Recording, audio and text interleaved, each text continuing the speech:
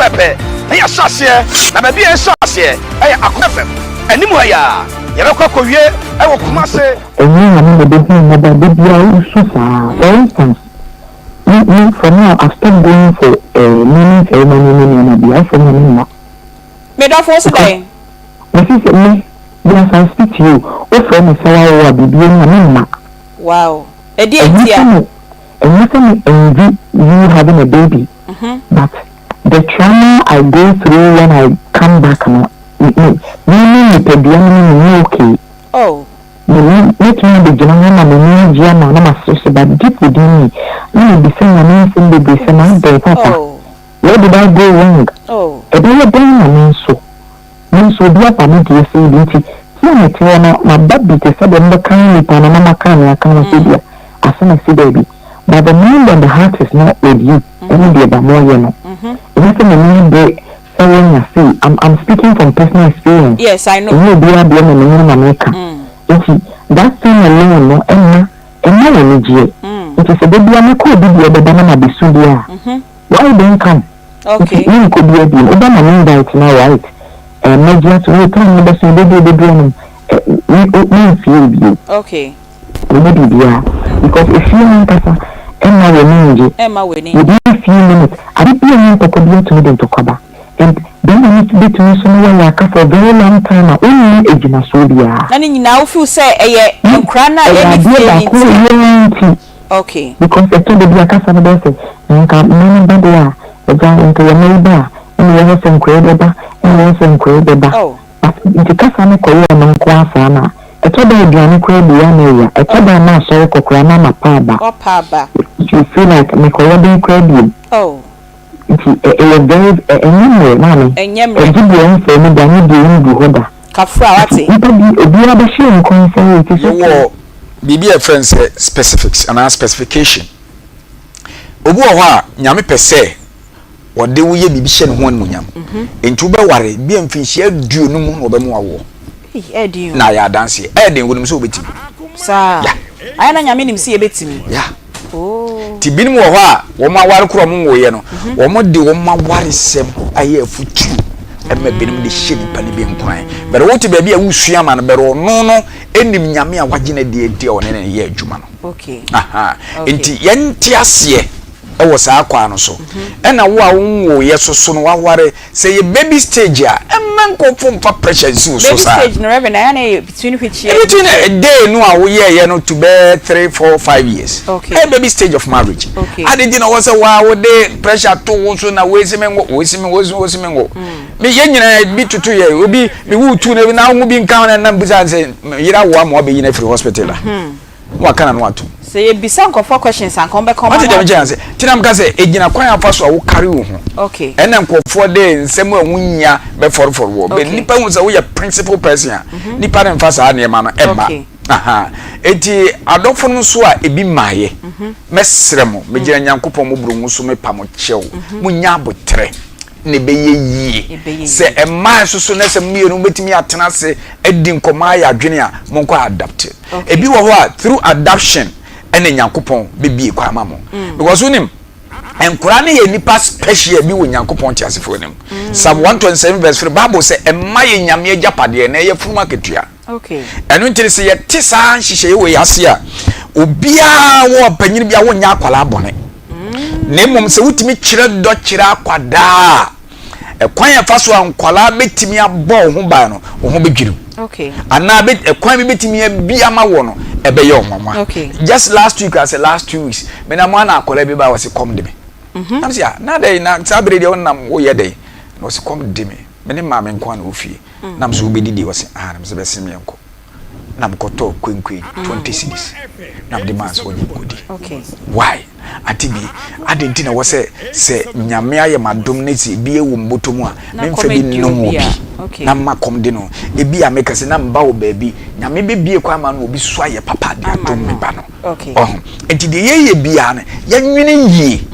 Ya nwene ye ni mfa akoma pa emmo ye bra. Na emma no ne mema ni nyina mesrem mo be de nyame de mpa mo chewo. Ye wo yo be ma so a ade bi wo a entwen ma wunua ma no mfa me ye wo yere. Wo ya sa wunyim nyanza. Eno ni asem no. Wunim nyanza.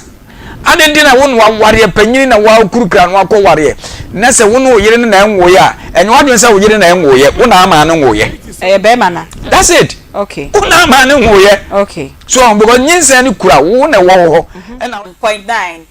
akoma mu nsem dwumadie a ye de bramo adwada ekopim efiade bia na wo hwe yen enso e wo Facebook TikTok na YouTube ene Facebook fo no ye ne mo be hwia bom papa eti frewu nua bi na ka che ne say so nyamfa na fidie no emfanto akoma 87.9 na onfa ento ho ananso obetimi ahwe yen e wo Facebook 879 ene TikTok na YouTube enso yema good afternoon biom baby bia mo hwe yen mo hwe yen e wo amanone na sabre eye morning e wo ho no so yema good morning baby nso eye anadwo intimo so yema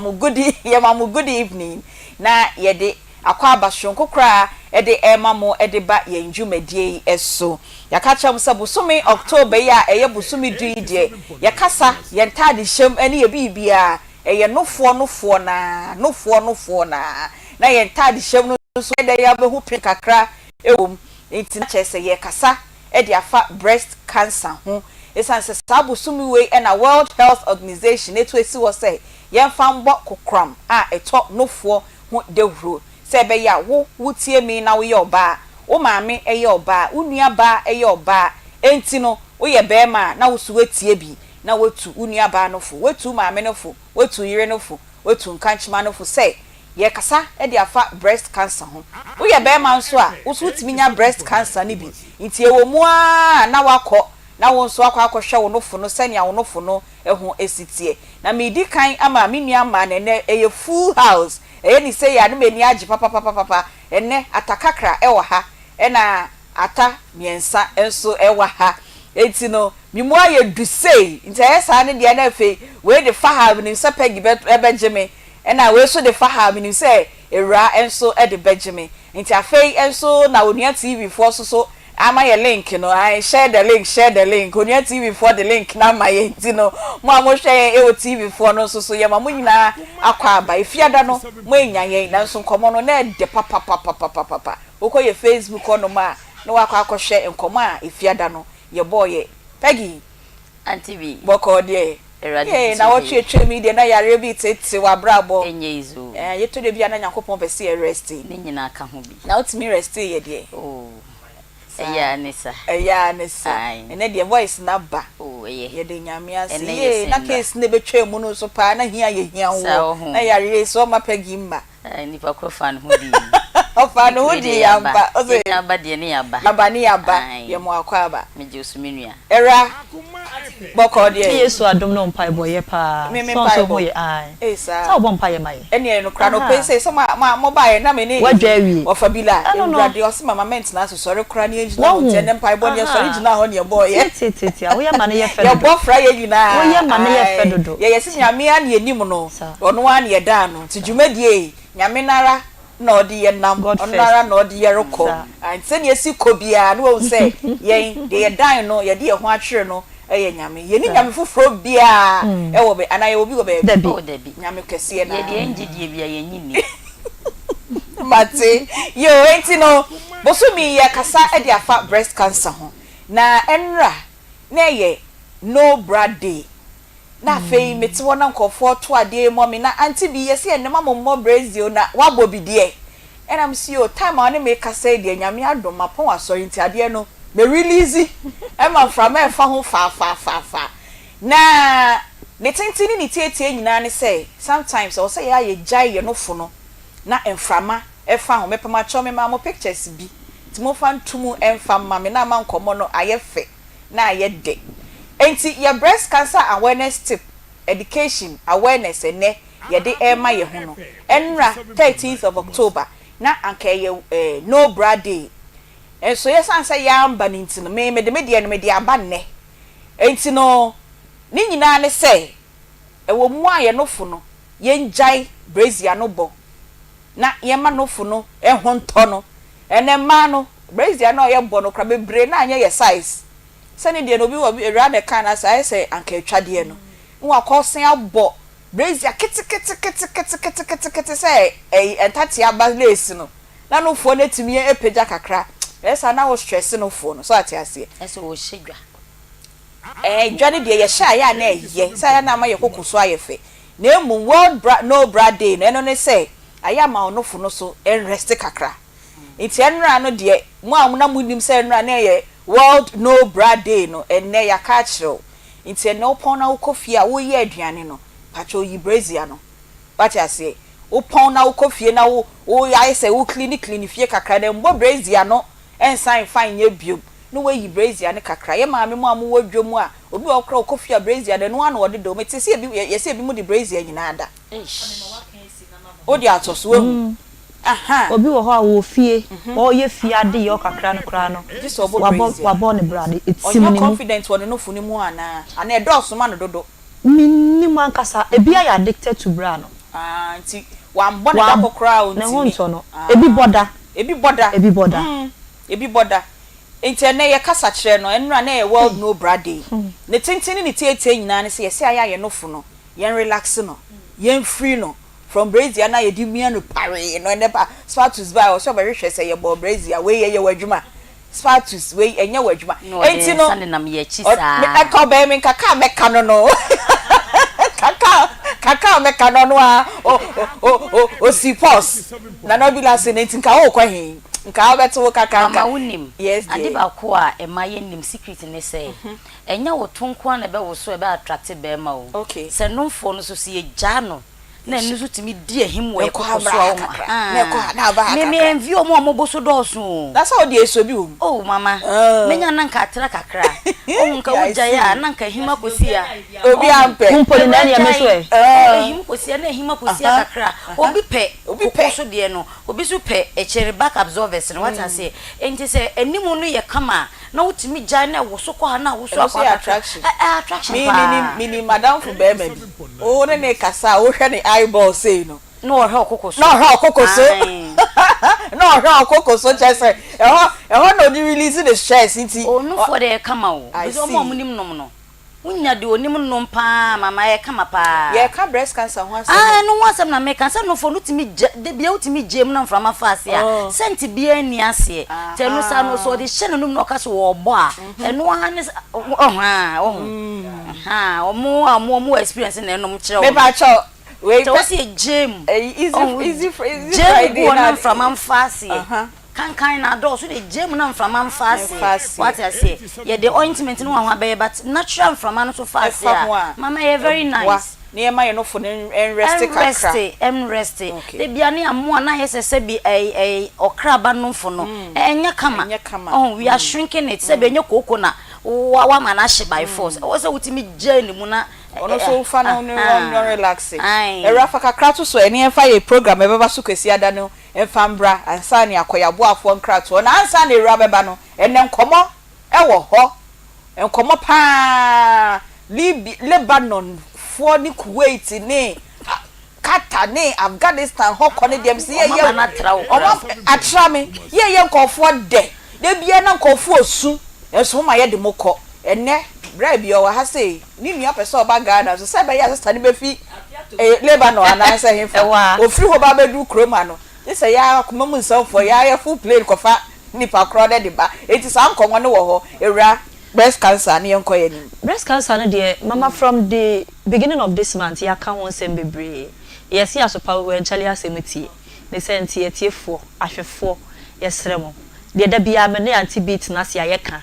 ne pegide ne de asa atusu yesremo muntie na so pa mu maye na emmoa mo na emmoa ye nti oba na o wa brabo mu no o ma me wo yere onua ba ompena no sunefo se ehu behia se wo de anya hwe busum yi enko na wie de no nka wakọ na ye screening na ma no ye miemia ya sosomu aye de bo se ye bia wo kwa hwe oto onim se ye ne ya ba okọ ne ye ya bon se woti pen bi onu na eno so atimi abo nti ye pa mo chew momo aye na bibia anya fe na enye kama yo Peggy wo de kakra be so breast cancer Aunty Bea mema na nkasa so mo try so mbe examine na maye no mo examine no mo fa any professional eye na examine me de ho nda na me ni doctors no mo kasa ya mo mema ni mi sa no no ko okay o de twaso sa de ne sha se ba na be ma no bombo de examine o mi a at least Aunty Bea timi ma no ego kakra nse na bedu de no se ne osimia no me asa me no Dr. Bichisu afimu mia bi no mo kano ono wo mia ne sade o mia no bi no anti bi na nipa kono nya professional na be ma woni ne ko shempe makoye na bi mia no de bi ni mia pa o shoot oba na me ka che bi ni mia ene bia wo de nanimu mia o mia no wa hwehwe lamp bi wo mu anasa o mia no afa feeling o ni nyina yen si asese bia ne de onimu mia ba ye ebi no mo health worker na e nya me nwanwa e bia no wo de onimu mia dia health breast cancer or health worker na because me dey buy am nim say o besi for case ni better na right chire mu na ya nko o be jane iti o mi a o guys o be cause bia yo mo case ni better na right ye case ni be o be ko fie na asam da wachi enti no ye kasa dia fa breast cancer why no mo say encourage mema no na nko mutimi mia no for na me de me gidi se mema ni mia no omu mia ni at a different level na nya Dr. Bichisu afia da mu mia na ya na omo che ye se ye ma mema ni mia ma ye no it be on ya na ho nko ade oh yeah ba on the more serious note cancer yare bone breast cancer asai se obehu obenum aduro ye betwa ne ade no utanye ko etimi sei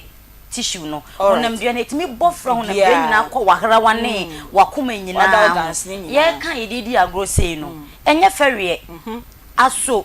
utimi yare kokofe wotuma doctor wo pane a na wo kwa me eza na okokoso keke na wontumi ana the earlier the better mema ye ntwen ema endru bunu no mu ansa guy na kra ye what I say na kra ye kokon e ko fefe to hon ma wo kra ye ko wo na so numfo a wo ko yi ni keke ni ahwe na ye tu ase de ama wo na ye ani wu ana ye besre ye nuano ma titire ma no pa na Aunty Bea tanya ye pe na de ye se mema nyina kra no but man do na ye ma enti ye besre brene ni ye free de nyan so kwa akobo amane na exam o se bibi wo hon ma no ma hwe no mdo ato aduru so Aunty Bea be encourage say man to edie oba bia ten me se me hwe be no for October bia me come ye hwe ma me nti this month me ko ne ye hwe me twa picture na me de abeche ma mahu say me ko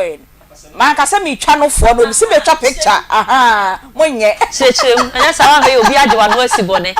okay nti your breast cancer tip media journal o say ye betena se bia presenter bia betena se a ye bohu dewro enti ye nso ye bohu dewro e de ache ye nyina say breast cancer awareness no ehun komo e na ye di no maka chem last week etwem say mia me honam ni fo mienu e na afiye mu breast cancer enti o mahwere o mo enkwa ti say betena ha na me ka na minimade kronti a meka na ye ka ne sei na nyame ya adoma kosia da edi ye nim ya Akoma FM ye mpanyimfo ahyehye dwumadi a ye ne breast cancer survivors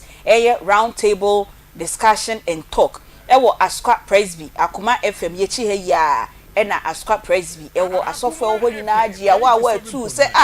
dwumadi ya mudi die ho hia ma ye nuanom ma ye maame ma ye namfonom enti no ye bie ya soy dan nim ho de ato sada no ma sorry no mo se omo ye two service so sada de omo ye ba akopɛ se be ya ye betimi ne ma no edi enkomo ye mema no krom se omo nko enti wo ye oba be ma akra na wutie mi aka che o maame ka che odofo wo busuani ba ne se 20th eye kwasiada anopa no ndu ba ko 11 am na ye didwumadie no ahyehye so ewo Ascot Presby enti maku ahodo asofo amutie ye me papa sofo nyame che ewo Glory Life minim se wutie me pa e ma ne nyina for mo bra Ascot Presby na umbetie sa enkomo na omo omanya breast cancer ni bi na nyame aye o madom na o ma survive no omo emfa omo esuade no e ma be kire ye experiences no omo be share na ye nso ye fa bi embo ye nkotodwem wei ye breast cancer tipa ye de abrom ye Akoma mu nsam dwumadi e ba so edwada ekopim efiade bia 1240 na yesi nkonya ekopim se no miensa ebebo nti sa bre ye gi yaboafo nkra to kakra bi efiewura ho ye wia ye nua be man na ni nua ba akoka ne ho akoka adwamu wo Lebanon 6 years nie na opese obaga na nso nsam na ye see one time no wabetena ha na ya pekwan e befa so be kwakofa ye nua ba no efi Lebanon maboa ye yin ye tiefo de ahwefo maboa ye am yakwa akofa oba no e di free ho de aba nti era ye nkoye nim yo Aunty Bea na program na yekwasi ada ebe o ka 20th nam so before aya no ye ha yekwasi ada we ye tie pa mo chomo nhye ne so na mo nhia ye na bibia anye kama na ye ko aboafo enchen grow fine say ye kan cho se mojaduro no adroso na papa amanfo age atomo no eye ba akopɛ eye grow fine mojaduro ye di kokoo ya na aye ne senti enuane nu ahodo ahyemu ma on se kokoo di emfaso bebre no ana wo so nuane nu ahodo pi no aso ena wo mu ne senti ushia grow fine car no na eye de grow fine odenden anu wagina no na wagi grow fine herbal tonic ni bi na won so atimi anom na atu de ha woni nyina se untimi na aduane to wani mu anya wo de untimi enidie wadupa eye grow fine eno achi wa untimi enna ache se wafo ade hwa nkromo no na wo de otekete so wonam nyina ye omre ye wo ya oji ho ba bia enje a ene eye agi grow fine na afen so ma no momenses ne mayie wa eba na waya se eje odwe no eye grow fine mojaduro na mekamfo ede amawo enya na ewo pharmacy na afe herbal shops ahodo a ewo mamu nyina na opebi abekọ misty herbal ewo kejetia embrom apidank herbal kejetia embrom smart herbal wo boase pfa pharmacy afe kwalina kensu benya biato ena kings work herbal ewo enkna pomponi mantemu enchiremu bia dia ya fred doctor ewo 0244 596532 grow fine herbal tonic or it makes you grow fine. Home sweet cereal logo mix wamo se ene anopei wiei madaroma se obedi Tom Brown na sa ye woda na wabeji omo de papa ne bi we oso omo de wheat emo na fe soya beans ene de aye ne se enti papa pa nuane nu ahodo nso ahyemu ema FDA fo age atum se eye waso di sija so asi medua sape na aben na wo de wasi kire ne omo kakra gu na waka enu na chese wona wo kɔ no eye ma enkoda a wanya busumi ensia adikosi akokora anase abrewa eso upe bi ato abenya bi opoku trading afeke jetia gate 4 store number F3280 Dr. Mensa store number C14 Omoni Osons chemist ene hwe ni mo edum PZ spare parts na afi edum pampa so ultimate ile mu wa KO adehye market ubenya bi ebu akwa offenso tanoso na atonsu dudu mu dia be 0246 697358 and 0546 921728 Hematos blood tonic ewo eye pharmacy shops ahodo nyina mu edupai efi eye Aspi pharmaceuticals for akache folic acid wom iron 3 so ewo mu eboa nipadua ni nyini ene nipadua no kanko na mana ye fe enyini brombrom na waso wani mu ato 90 minutes di wuntimi nda anajo we be sa aboa na abusu mi system no e di amao pebi wa pharmacy bia mu eto omo chi kwan ewo ejiso asamai from 0559408555 Samaritan Villa Resort and Conference Center omochi kwan ewo Santa se opebia ya obeda ajojo ho amu asumu ajo wa ntontomo nyonso nkronsuo nyodia ya Samaritan Villa Resort omo akache ena mekanfo amawo watu kwa bepie mu asante mantemu na pebia dade a eya akokoda na ho home away from home omo ewo Santa se oben St Hubert Seminary eya fre 0322 495 Traffic Studios ese yankancho sadie bi eye printing work bi afa beda omo se opeso mo eye banners ma obe boss ahodo wo mo embrande wo car wo caps and afa books ema wo no 3D signage savines ahodo no wo mo eye bi e wo ho wo t-shirt na omo embrande ma wo emu MPP NDC CPP akua donko sheda mo nyina mo fa nko ho na onfa mo mfo nyini enzo t-shirt nanim emfa ema mo wonu ma chi kwan e wa Anwuraga Junction oben Iron Bed eya free 0247 103561 and 0574 010101. Power Specialist Herbal Hospital Dr. Kosia Diaya na kache na medewo adui ene ise yade bi tete yade bi hawa furniture mu ewa Dr. Kosia Diaya kache na bibia entimi nkwankan nipa benya wa ne free ade ama mene wan se ni nyina ya de kro ye nti furniture mu ewo ho na hepatitis a etete wo no A B C D E no nyini nyina free ho uliva na sorade adore ho siatika yade otu asintini no a etwe wo dompe no emu abuo no atu afa ho no ko na on kansi ani fama osa yade na etete wo kompa be show minim kuma se for mon kofe yase lake bosom twekwantempo no eso one Jasbo filling station ene hwe ani mu ayaka so besi wa ya junction enkra so mbekwa benya pokwase ACP main road wa na atakrade so makwa anaji estate one anaji MA primary school no ena ehwe ani mu odi no pa bia badwama so aduro ne ye dua ya herbal malamix malaria fever ena fe general body pains bedwane herbal herbal mixture ne powder ebwa na boost immune system no jirikaji herbal mixture memedro ma power be ma no bie na edi omensem cough herbal mixture ogbo wakuhu wonfe na nsa no na je pagi anya sanka nya asem ketu akra ogbo wa na wo jonso ogbo wa na asoso wonfe a cough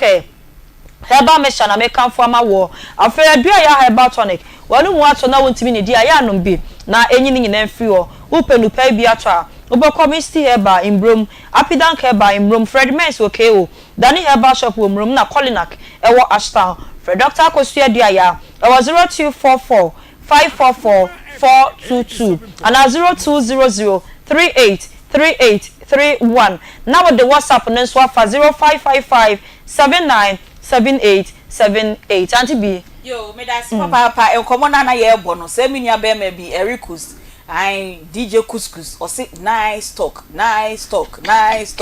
aye ne dewu anti mo amutie ye amoye nice talk ni nyina ye chia mu nyina wo de yahoo.com ana yahoo fire papa na mikasa hu wa diri ni ha o shirt na mi bi sa o se de ogum no yahoo fire ana yahoo.com Yeah, o be me de me hu yahoo pacho ho ye de we de ye de relax me de aprapra kwem yo na ye pro say pacho fm Kojo Charles eh Kojo Charles de Kojo Charles eno nko a pacho Kojo Charles ofin e flow offenso udi ani Kojo Charles e na dodo na adi nimu the guy name dey fm Donkin Donkin we are Donkin so ampa e na obi ade behu e wo offenso pacho ye de adwuma wo offenso pacho me ye kua adwuma ye kua pacho ye sima onde ne embra so sene o se Donkin no my voice no so nye don voice that ya say na ye nko ye ni me da se ye bo nkomo yo ye de ye wa ha na ye pay ye jollof bi edi ni ye gizard bi ayere e na oto aye enchine twam e na oto aye me pa chobo ye nkomo ye na ye nko ye ni nkomo nyina ne say woman bi na di minua ba akokọ Lebanon okay nto kokoduru ho no na say woman na wotene nchen no wona yakayaka de na odwane free ho nto odwane free ho no no ko pe bebe ye de ekotena ye nti be se 3 years ni ena afeni atena nka ya omusu ebisu awu ebisu ayese ti afeni atena nka se oho na osisi ba bia duro no ntokwa so asi ho no Lebanon ho no nti opeson ko befi nti ne passport no so no umana na onne tene so umana je passport no nti onya ayi mfanye de emma nti ya fa madam na musumu moyo nkwan ya befa so a betumi dia befi se just ye ko Lebanon ni akofa ne ba was Donkin yo also unya no ko how many years ni be 6 years be ye ana 6 years okay e kwan be no fa so a wode ko ye o man bi na oba bi o wakra na e frɛ minua ba ko frim wona won ne di nkomo na namon so ntina ma woman de na ye de ekoye okay na woman ye friend say because women no mo nkran no mo doso nti woman kro no de wunua no koye no unim ne din de din ankasa de na minim ne din okay na unim ne din unua ba no so mbo ne din chiro mbo ne din e bi de batasa me de mi refi kakra na we make contact with sa woman kro ya o de unua no koye ne say asem say na atu unua no wo Lebanon ho pacho esi sa me friend no o ka kire me say me ha no na me say o ma se wawu obi kan be kan so wa kra na frim but ye bi say ye hwehwe mu ana say enantena kaka no mo say o frim nti o hono ma na ono ayede e be free nti e free ma me ne confirm say ade so wona ma no kwa ma ne free ho ade say akodi fa he ni hunu ba bia na kira kwa wo maame na antima nkyere ye ba bi potin kra wo ye de o me frɛ na no wakate no me frɛ na wase me ha no na wakate no saa na wo ye ya na me de me ye de me jan frɛ ba kire kwa da wo broken me like kra me frɛ no kra enko bi enti unua no call 6 years no time bay na momo sha ase ni di nkomo afei na opeso obafie afei o se ne passport akodi baby yenya no sisi ya na nkasa na de be se 3 months ni unya mu nua no yenya no sisi ya ofisi okoye na woni menua ba ko na edi nkomo nti me okoye na be 1 year na menua no free mu nti na woni mu bia no ba biem se woni na ye de edi nkomo ebusua no mu nyina nipa ba ko pɛ na me number na wono number na woni nkyɛn o ni unua na we free no okay na ba menua no koye no ko yare no edi no ko no ofu no ko wu no ofu nti no phone no ama omo block ne line no me so no phone no so koyira ama omo block sem no nti na menya ayi number oni me number bia bi da bia no block no se start ma no mo yesa Ghana card na mi start na mi ni bi o enti no ana ne munua no entem komo no sa tete na we unua ba na unua ba ma asem na ye ken menua ba unua ba na maame ne de no ekoye enti odi san ansan na wo dwane akoba bi fufuro 3 years ansan na wo dwane fufuro ho no okay ye ne ono abekasa no aka yakayaka de na osi ofem na wo ne nkomodie num na yakayaka de be na okomwo ne first efie na okotena mu na but eno de wanti man kyerɛ me sɛ see na no mo ye na see na no mo ye na ndo wanti man kyerɛ me because me kura no obefrɛ me kyerɛ na me na ase de no ye na ama me follow de wo ye no say wo ye na o de sika sa Sunday ma agent na o de na ye de ekɔ ye no enti na ama me de me kura me mfi ne kura biem but I say wasi ntokwasi wo de nti na ma abusuafo no sese sa de a yempe kwan ye befa so a abasan bagana na odni sika bre agent na maami ya wo kana se maami ya me kana se adentia mentimi hu kwan ye fa so woso no frɛ ya mu bia menya na ne de woso ye frɛ ya mu bia na wonya mu bia enti maame ne ka so on first kan ye de e ma no to ho enti akire na maame ne ka che ne se wa ye store bia ye de ama no ho na woso ama ne nua mema no mo hunu na wose o waka akire o mo enti akire na ofrɛ mbisa na me se on ka hwe ye de enkire ye nti yenim se why store ama wo nua ba in her name say odini dim na aye sa store no why oton niam o de ton to ayi e de niam sa enne wan kyerem niam akropoten say niam wo no ton na say niam wo no ton na wo nua ba no abo agent ya ye bo na manie nti say agent wo nim ni din nti me frɛ no ya bene wa me din no nti me din ya na ma no nti odudi ni sika bre ya ye kana sem na ya na de iskana ye shop na unua no ye friend say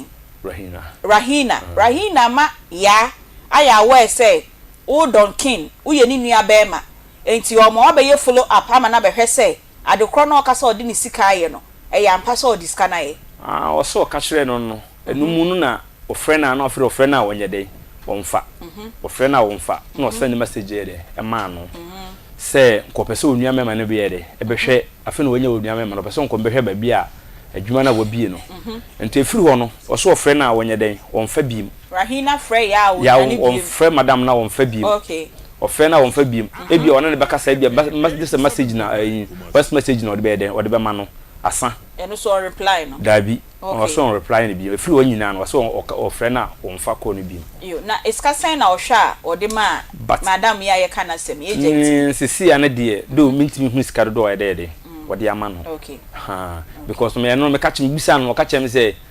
me mompa na we ne o mla obewia na de to aso no na ye de ehunu kwan be fa so obeji size ka na free no nchen okay yo ye be hwe say ye benya Rahina no ewo ahoma no so na chese nkomo kese ni nyina de ono no na betimi a kire yen say bia agent ne de ne ko no mo kwa agreement bi say bia oniska a ode ko etu ko na ko ye adwuma udu pay be mama na me de atete ka no unuane ne wadi nkom because me say ye bi mo so yesa dabi menuane ne mani nkom sa o ka che me say eja enipa na oma no be wona ye bibia ye de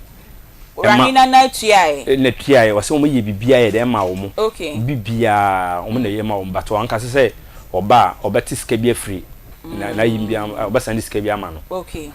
but no fe na wonya na busuafo ne bia ntina ma sika ni na kodi ono no nchen no okay enti say unua na he no wo say so Lebanon sisi Lebanon no he fa no okay what they want to say crew a Bronuwe, but what the number and a day, a mammy. Say, and then house not if you need how if you know Mutimuno, house number. Oh, Lebanon. Okay, so the whole house number, the telephone number, the amame. Okay. Say, in case say, Omo friend of Crana, man in conscience say, Ebi, Ombefanade, Abba, friend, Omokacha, Madame, the blockade. I say, I know how my wachi. As a moon. Was one pesobeba. On pesobeba, Madame Pesobeba. Nice, I what you all call forever and ever, no, I can crum one. Pastor name to me. Now, when was the last time I knew nearby Dinko? And they are cramming the Dinko one pay. No, sin what to say. No idea, you must know what to say. Or so, fear Juma, domestic. Okay. 93 years now, or D kind discovery, Madam Agency, ya no Ghana a crano. The next 3 years, need a scan call my or scanning the current didn't now on 3 years and scanning our baby didn't say. Okay, and I'm the passport in when to send this cabia. Won't mean send this cabia, sicking now one inch. Okay, you. Now, I don't know old John and one funny passports now, Johnny Freeho. Yeah, the first one. Okay, was almost a passport, no, Madame. And I may ban me no by your my passport, and some doom could do on my John passport. John passport. You bet twa and common so now answer and be who said doctor. I bet Nasi or ni ever bought and come. Ya catch up say, ye do me dear, ya boa for ya, and a boy, na de bia, ya de and comono, Eddie Ebremo. Into a drew, say ya boa for the near bedin come and Cassa and Tibi Moha dread no common yedeno. Now move a call doctor, or not doctor near bedin comotie. Na doctor promotion be a war ye no. Ebe boa me na boa obusu eni so doctor Pacha Akwaba ma me josu boko de yankopon admo krai ye de nyame ase Pacha ne yenkoi mama na wase bio na menchia ahwefo ne atiefo nyina ne mfa asidama twede ampo yankopon se nenso wode enkwa achi ebiem abusuanfo we ye NASC Scientific Herbal and Research Clinic Limited ana moti enka mo somfo Dr. Ananini ene mani ajepa se wanya bre na wo hweme da bia semba akopɛ ena meka me say wa yare bia sauce wache na wadwene ya ye o say yare wedie eno a na de obekɔ ebra watua sika bebre na ayaresa ema no yasueye ena wo so do ade kire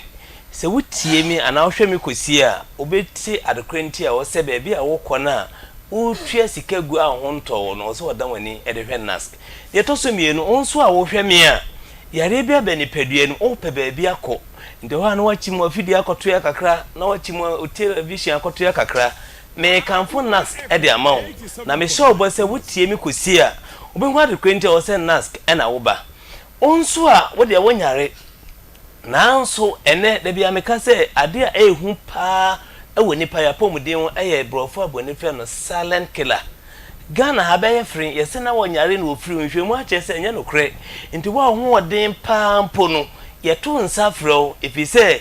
yare bebre ho a emonka ye dakope eso mu anadwo ba kope anopa ba kope bi awia ba kope bi na de wo kɔ entwe masa de no enton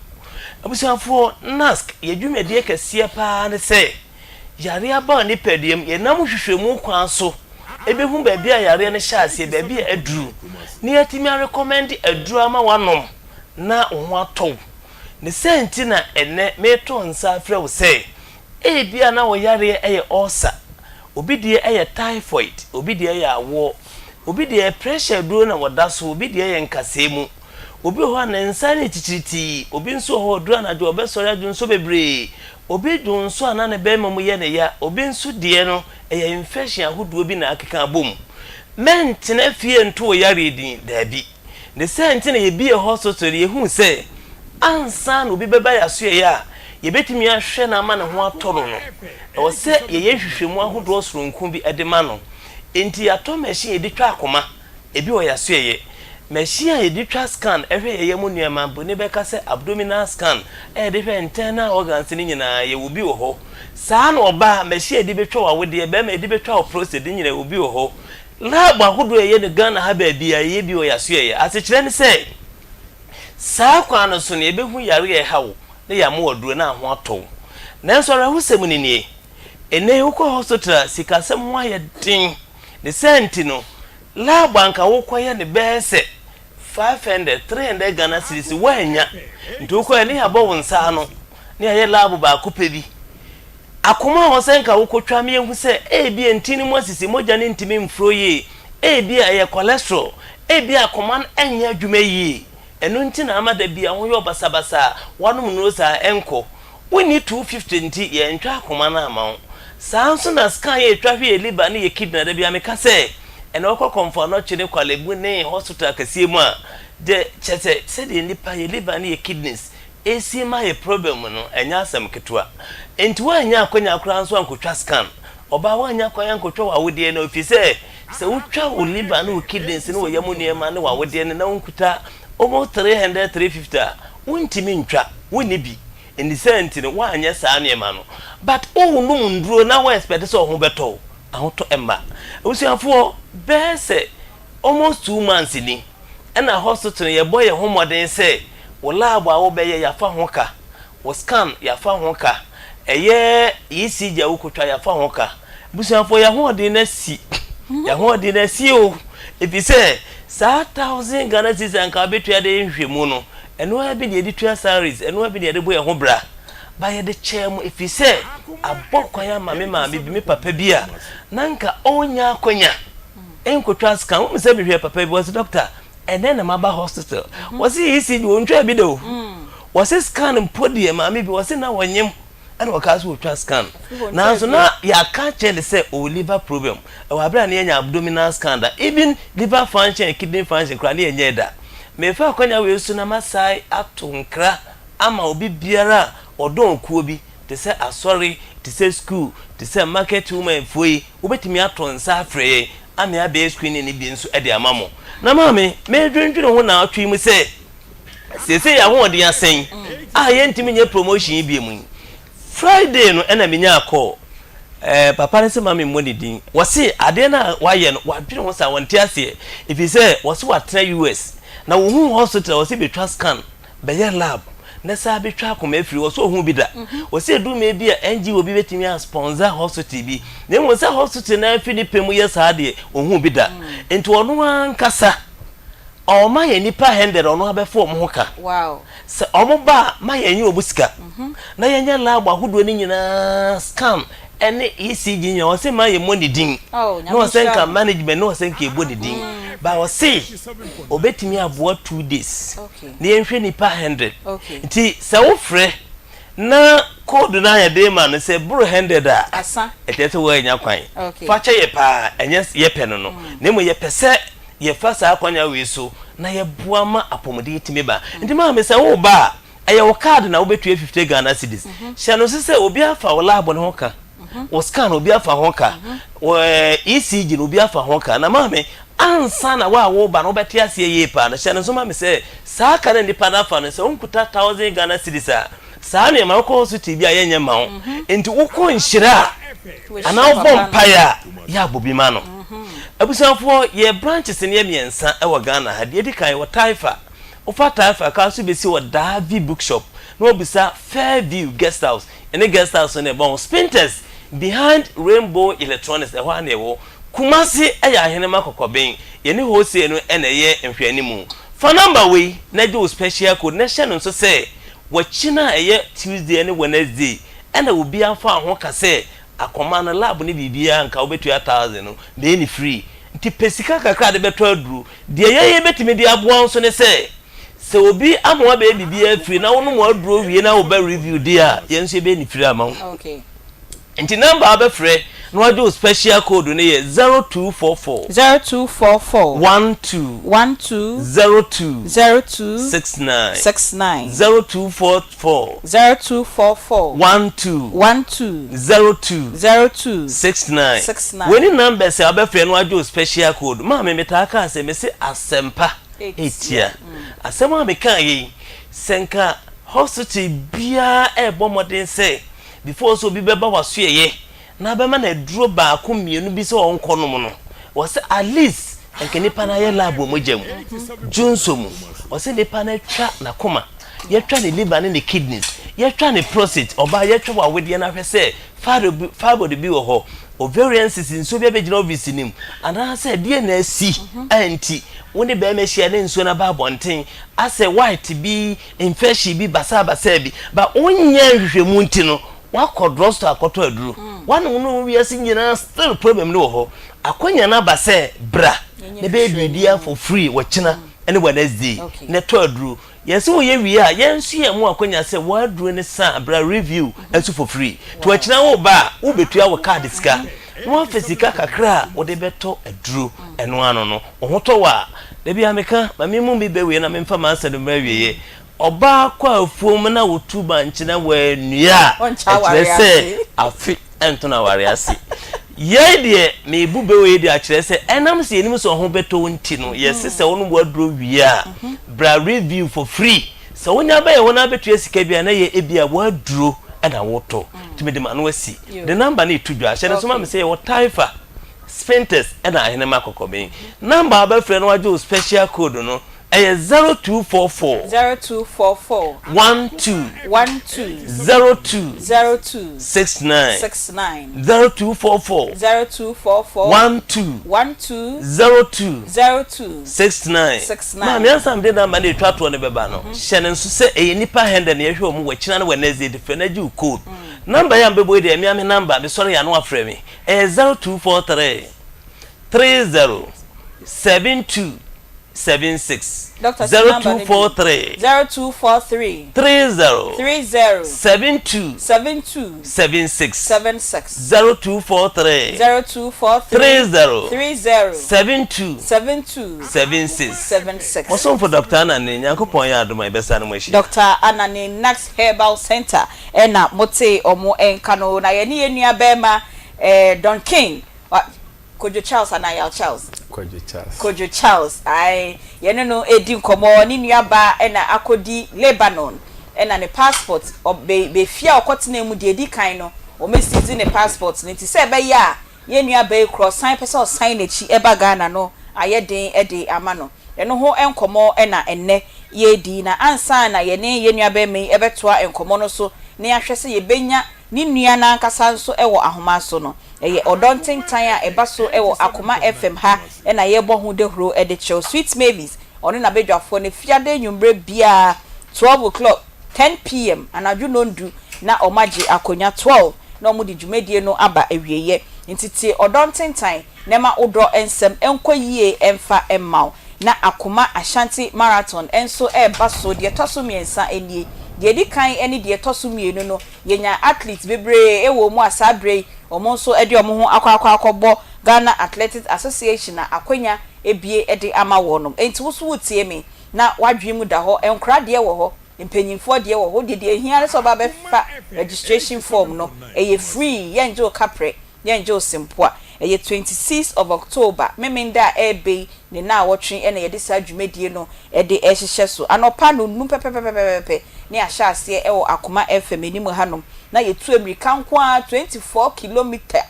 kilometers ene yetu America no yetwa Kumasi agina ehia yewia ne ababe gina baba Yara Sports Stadium ne de aka ne nyina de abawo your prices bebre e de bema omo a ombedi kan de otosumi eni de otosumi ensani consolation prices e de ama the youngest runner and the oldest runner ni nyina prizes ebeko e de amamo hope so sponsor your program here no one fresh 0209 119090 0209 119090 me say a 24-kilometer race eye Akoma Ashanti Marathon de toso miensa na ye de airbremon registration no eye free oba Akoma FM yenim he ya ye front desk wo na wababa be platforms ni bi omo maso ya sne sabre eye National Sports Authority Ghana Athletics Association Midima for Herbal or Ebuakwa Agogo AFR Deodorant Roll-On na Aristocrat Events also ewo amokom na omaso ya sne edi dwumedie no ede airbremo cash out enso ebaso ewo Akoma FM enso eya abaso body a Media General yeni Radio Entertainment Limited National Lottery Authority na Caritas Lottery Platform omo ensasha asia ye de cash out no e de airbro de hia ne se owo MTN line na wabo star 439 hash star 439 hash you follow prompts na de beba numbers ne beba na wa pick number 6 na we follow directions ni nyina obehu ana Sir John anopa morning show no so ni eche ska 500 na akra bi DB osi owie school this year ya ene wenya 500 e dia to ni botom ai na Tony Best Akoma mre no so eche bi e wo ho ebusua panyin so betina se e wo sports no so a na no so omo eche bi e wo ho nti enyi wo ho emfiri mu mesi de ohia ne se wo MTN line no ma star 439 hash star 439 hash number 6 Akoma FM no we follow prompts ni nyina obehu ana wo number na ye fro ne ska abeto so edi ama ono afen so ye call 3p garlic mixture na yakwa akope edu papa ye garlic natural garlic ya na mpanyimfo aye gutu emu a ye ton e boost immune system se be yan yarewa bi e kwa omo mekra obi wo hono ma yare bi etwem a no akra ti yare e ko no akra no yefunu yare e ko no akra no ewe e ko no akra no nyina che se immune system no e wo form enti no 3p garlic mixture na boost immune system no o pressure no so e wo sure akope bi na enom o sugar level ebesiesie ni ye e de ama wenya asthma o dwon so na wo bra 3p garlic mixture ebesiesie ni nyina e de ama o pharmacy chemical and a licensed herbal shops a ubenya bi Dani herbal ubenya bi wo ho Misty herbal Colinac herbal Apidank and Angelus ubenya bi e wo ho opedodo atudi a na wa frɛ Piwak natural e wo 0248 928824 0248 928824 kai na hunu say 3p garlic mixture no e wo to a ebom e ho no eye kokko e na garlic na e da to ano ho no enso eye kokko kro na yenko lazy tomato mix na kope tomato mix papa tomato paste papa na fa ye waduane we enye esam ene de color afra ya yentos ya ekuafo adue ya yate na ye chinchim de egutuo mu ene sachet mu a ye ton Unifa Brothers Ghana Limited ene omode sa tomato mix e de aba dwaman so a ye ton enti se oye aduane oba wo fie na pese oye aduane be ma mpo ene mema no monsa no we de papa ne be sia ye de bie mu a eno ane lizi tomato mix ubenya bi ato opedodo atudi a no afre 0240949091 na oni omo edi enkomo yensan embra na ye ne yenua be ma Don King endi enkomo ebra production mo hwe se ye benya yenua ba pacho osi Rahina yebenya Rahina ewo ahoma no se sanse nkomo ne kase na de ono ene betimi ache ye mu ye unua ne ebetu kwan no apart from unua na we free mu no oni obi sai di nkomo biem se opese otu kwan ena mu nyina mo de mu nhira tai na chi se onko okay odi kan ka kire me odi kan ka kire okay ena mu nyina mo pene so se onko bada so obekọ ni mu no ne preparations mu ni sa nyama no na oye involved a pacha ndi na mini fi na makodi baby kakra na wakodi baby kakra na sa atam kwa na oluman kura so ye dey edati ase oluman ye hwan onua na o papa na papa so ase okay nti emuna na menua ndu wiye na osana papa no so mpse obenya ka battery di sam nanya 1 year no na papa no so di free mu okay nti no oluman ne ebusuane kakra ndi na mu nyina mo ya we say mu nua ne baba betu kwan but ne kokoye mu ne hyehyeye ne mu de mu nim de ko mu ande nim kwan afa so ne minya na hyehyeye ewo mu okay oye mu nua ketwa na mu nua penyi ona ye ketwa we di be sen o to 6 ntini fie ni be sen be o kon no 19 years ooh no 19 years I see it's obe 25 26 25 years and it's all kokra no onwe on we kra nkasa okoyo so onwe say de bi o sedem no mo pie kra ho ayede am mo se dwonso abo akokoi no mo hyedem I see enti pacho ye be hwe status mo be hwe say ye benya ye nuaba no number no ne afre na ye no edi nkomo esanse nkomo ne kase ne de eye Rahina na ene ebetimi achemu ede amayen na yehu kwan a sabre atete a ofamu wo ho na odwane ye otimi dwane ye because minim say ho kra dwane no kra no enya asem ketwa ni yambo ne wankowia de no no ase omo tete ni nti odi adwane da bi wankasa anchiro okay nti ofra ye o se opesa wo ba no maame no sign frɛ ni biem maame na me sign frɛ ni biem mo nim ne location won kran ho okay da bi eni ebe ye din yo ne eni ebe din akorehwe no dese wono ano se ono anti na number maame na kasa number wa ha nti so mo frɛ no no ahead a chire ba bi a area wo maame nankasa yankasa yenya ne pictures ni videos nyina na yenya no ninti no o say ye media general ye bibia ya na professionalism no dosun ye legal suits bia e wo ye ndwumadi we say so nti apese edi kan nya maame no confirm ansa na ye de ne pictures no abeto so ti sa de anka mo amunim sa sa bre de nka ne pictures no sanka ye de kiremu ni se ba me ne ye hwehwe no then so se be ye obi image at stake ebi kra na nkomo na ye bo no na entisa na fe ye de ne fonyini abeto TV so se odi obi be dwane ko Lebanon na waje ni sika 3 years aketua nyina there bi ye pese enya maame ne ya try a ekọ but onfa nti si yetimi nsa ka maame na na ye betimi edi enkomo ni ye pa de akọ echi na emom rahina na kasa na ye de no etu kwan ne de ono na sa bre ye hwehwe se ono so ye benya no ewo ahoma no so na ye no edi enkomo na ansa na no se afei na wutie ye na Akoma 87.9 o hwe yen enso ewo Onia TV o follow nkomo yi ewo Facebook, TikTok na YouTube se wo pese wo de wo nkomo eba ha sei na ye nyina ye boa se ne ne se ye betwa be so ma ko Lebanon ni makwa akofa Rahina Bea ana we pegi ne beko na kwa era okay ye see era ne beko Lebanon no akofa Rahina dia breye no number obefre 0530 507849 Uncle Lebanon the only passport na US the nka passport area super 0530 507849 eno na your production lines no enti wutie yen na say also wo how bi wa mane bi na pese oni yen ebeche na empo yesua de afiri ma de bia ya ne yen ka say areho nsem nko ane de bia na wo abrabom kra experience bia wo pese woni yen nyina ye beche na yen nyina yesua de afiri ma ye celebrate sanya ma nso ubetimi afre your production lines no akwenya wo ho 0530 507849 na onso wodi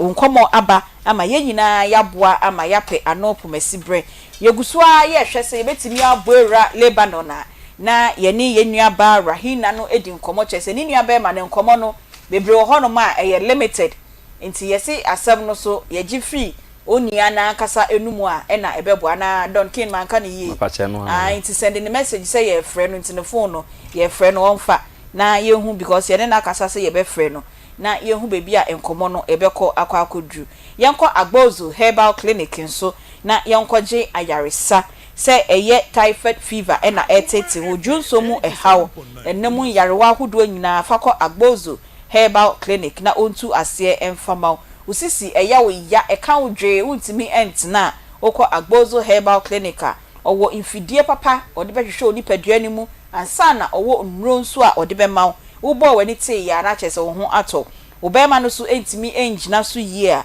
ni nyina fakɔ Agbozo Herbal Clinic na ontu ase emfama kuma se owo de chems Old Insurance Junction hwa na ubehu wo no mo omo numbers 0553 417752 0553 417752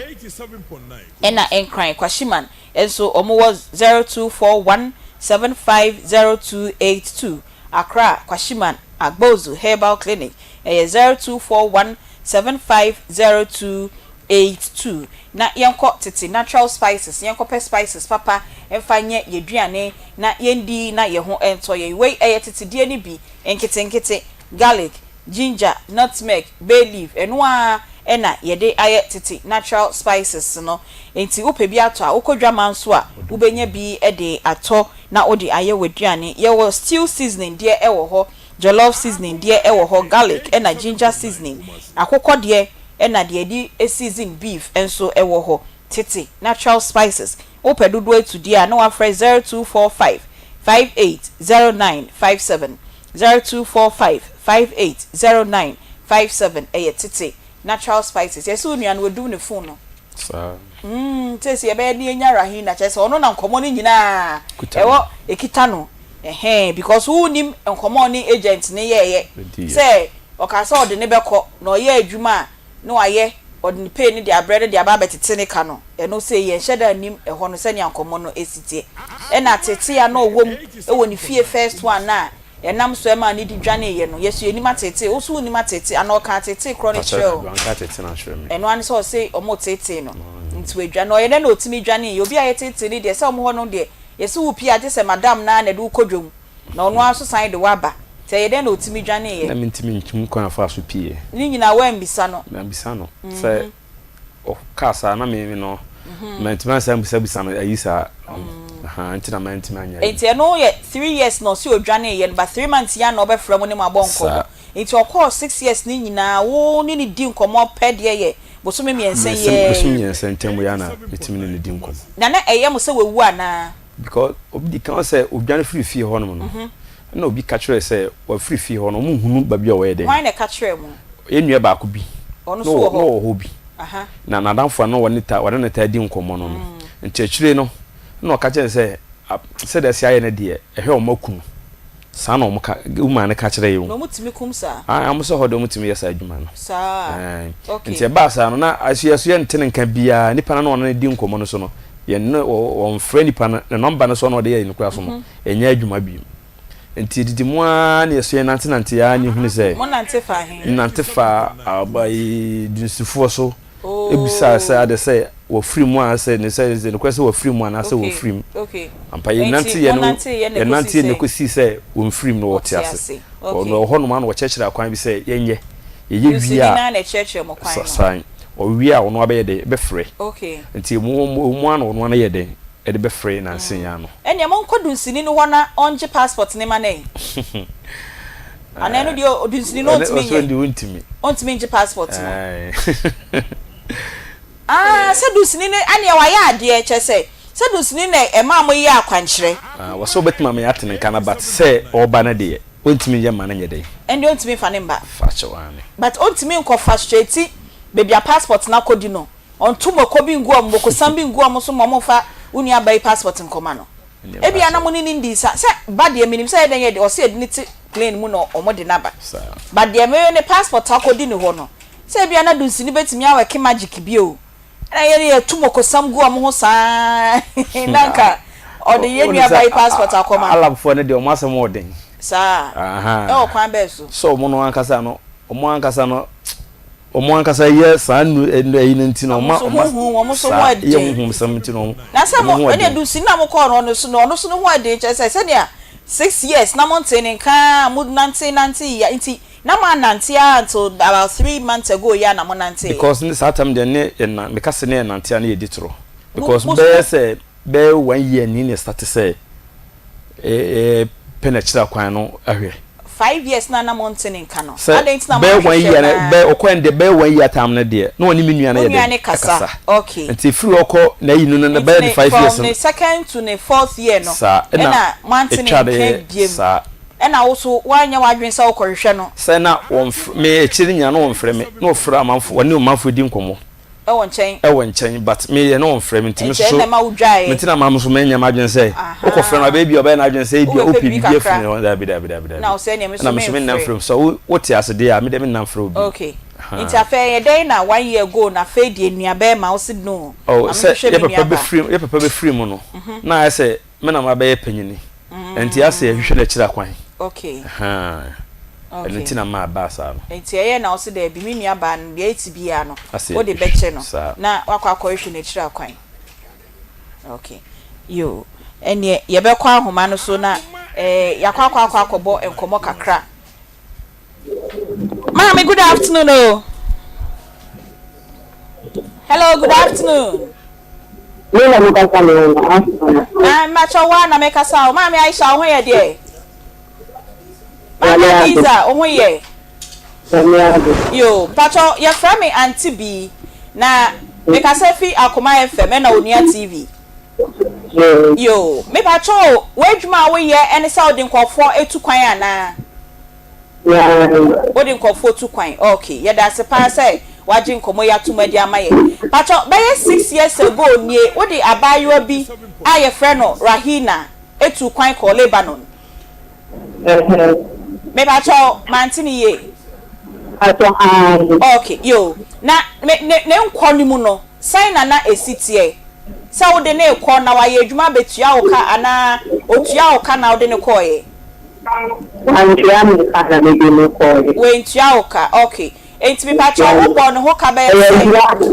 One and the four. And one now, the And for now, I'm to come and like if someone is looking for a job, I really mind something about ordinary for. Somebody was looking for a job. Like okay. Somebody was looking for a house help and out in a coy. All right. Eti pacho on kai e ka obo rahina ho out in a coy. Ache. Okay. Me pacho, when was the last time only communicate here? What was the last time? Like I'm missing. Okay. Communicate. Like the back in at the end of the day, if I do medicine in the car, so it is not ever there long to say, I don't care that. And I'm a bit like something more contact in the I don't do our best any time doing that. If you want to get yourself, I'm making impact. Okay. No, maybe because I was really passionate everything country. So they are all free, they are level. Okay, Mami Adiza. Me pacho ubetimi a position ho kakra bi o line no mo enye ye nti won komo no ye nti ni ye papa me pacho. Because baby how won ntia. Okay, na me pacho oni ni di nkomo no o ka kire o say baby a wo pema no kotena ni 6 years ago no. Omo ye na yaka dinti we dwane afiri ho akoba fufuro. I have everything that I do here now. Okay. You can't say the whole thing of car one thing about that. Okay, enti o ka say baby a wo ne call ye no. We free ho adwane akoba bi fufuro 3 years ago. On country oda. Okay. Every day like that, because we don't do anything for the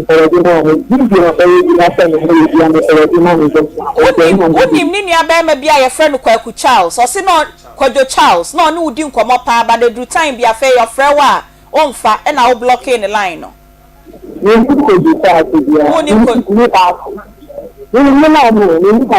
Okay.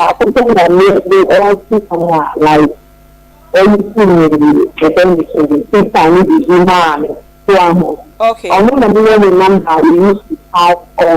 Okay. Yo. Okay. You don't know their names. Okay, that's fine. Okay. And common no the entia abedru ha ma ya frɛ no. Ni nua ba ma bi de ne common na ba ha say. Ni nua ba ne say. Baby o call ye 6 years ago no. What did no call first no. Na issues bi ofie ho no ma na enkoyie abuse ni ade enti odwane ye na ne passport aka ho was onya ne passport na nko pese on sign echi na ombra fie but onya access to the passport no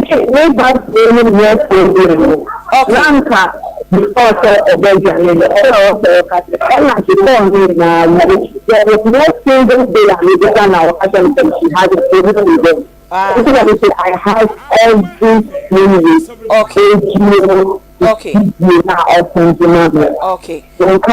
On bibiasa. Okay, enti na oye adwuma na odiskane bro and I say na oye ne den because ni nua ne say ni ba ne say odiskane bro.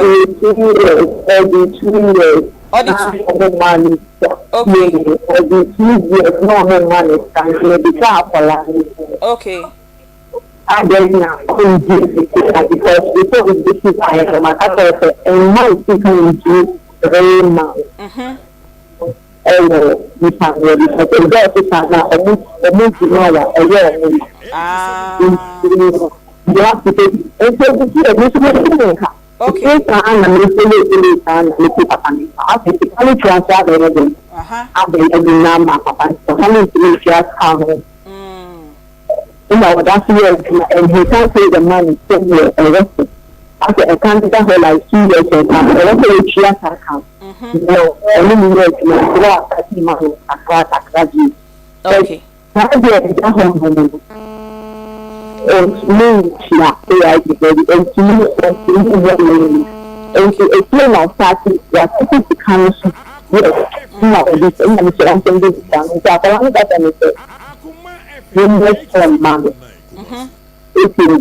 Me I say your store man. Okay.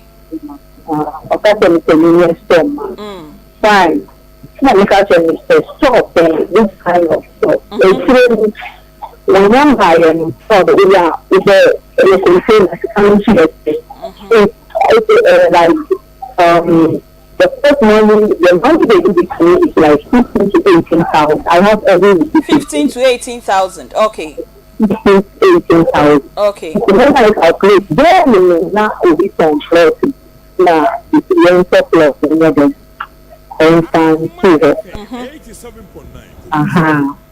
It's not here for store now. Let me take it again. Even for to look at each other at the price. Only the price so if I follow the for now, it's kind of a shake. I look for that money and give it. Then I keep the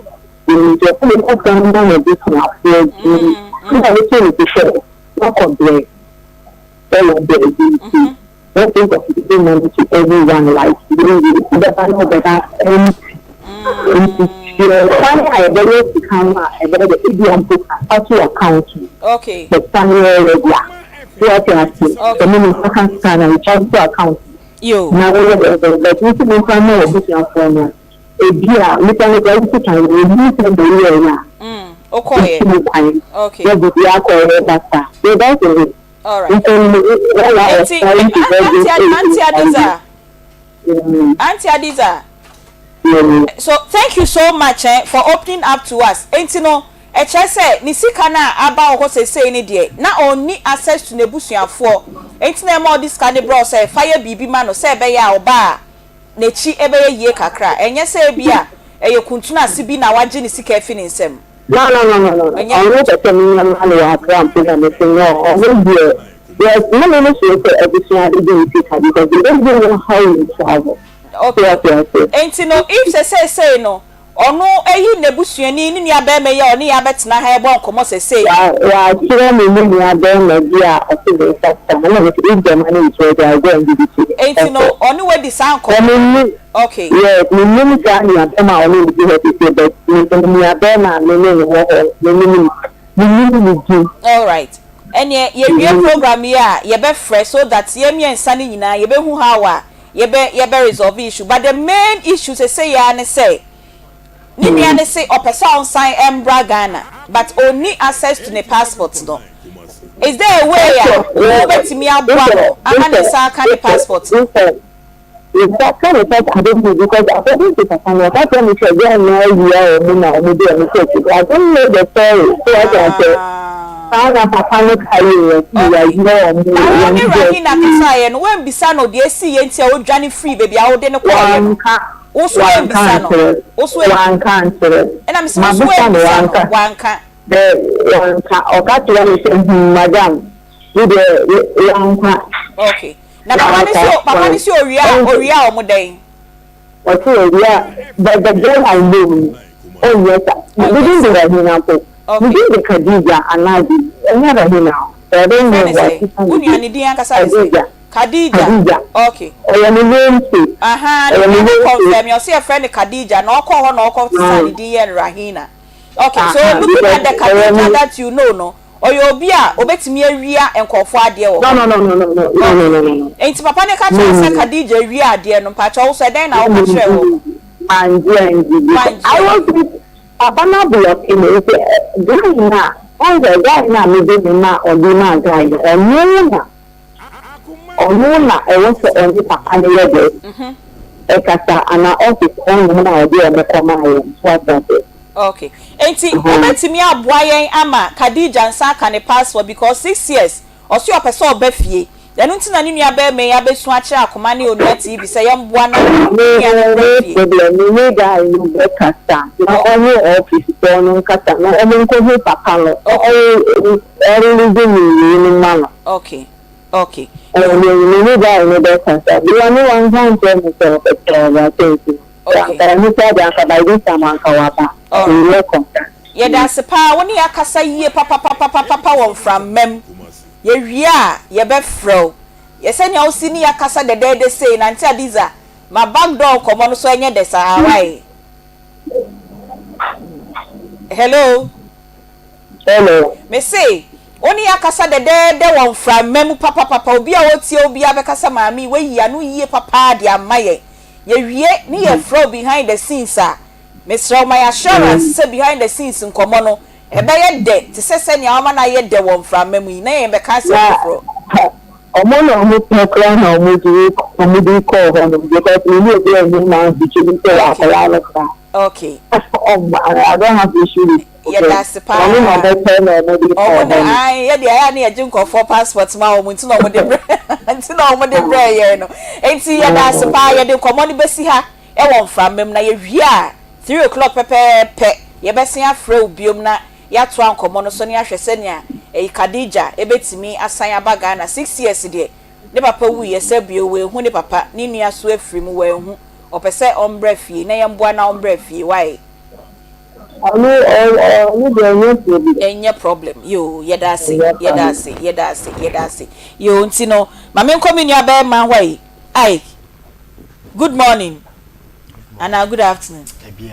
Say me child here. Chair, good morning. Tell me child good morning. I focus bia na. Good morning, have I mentioned? Exactly. Tell me child good morning. Obi say Aunty Bea sabre ya ucha good morning. E dey ntina ucha. No bintia. Onu bintia. No bia de bia obeche good morning. Obeche good ya no pakra good morning. E ria good morning. Na be like can thank a friend and I give 11 now say good morning. Good morning. Na be like a friend order sorry and what I make is a sign. Good morning. Say we di I can any hobium good morning na. Yo ene ye nkwe. Osoro nya akase. Onye oso kese. De ka akase osimuji ane de. Obetu aka o. Why are they? That make sure off air no na metu ya waka. Aye tia on air. Had them the man will be abe. Me be so obi ehun. So we enya bribe. I open some. Enya bribe. Ade na wo me hu na ye ofe e na wo ma me hu achede. Ya me nsa no efe. Yonko ye ni mwate. Good morning heba me chankomo. Hasa me chiewa na na bila ni mwenyi ya. Ono na ye hwa bi so ofie ha ate.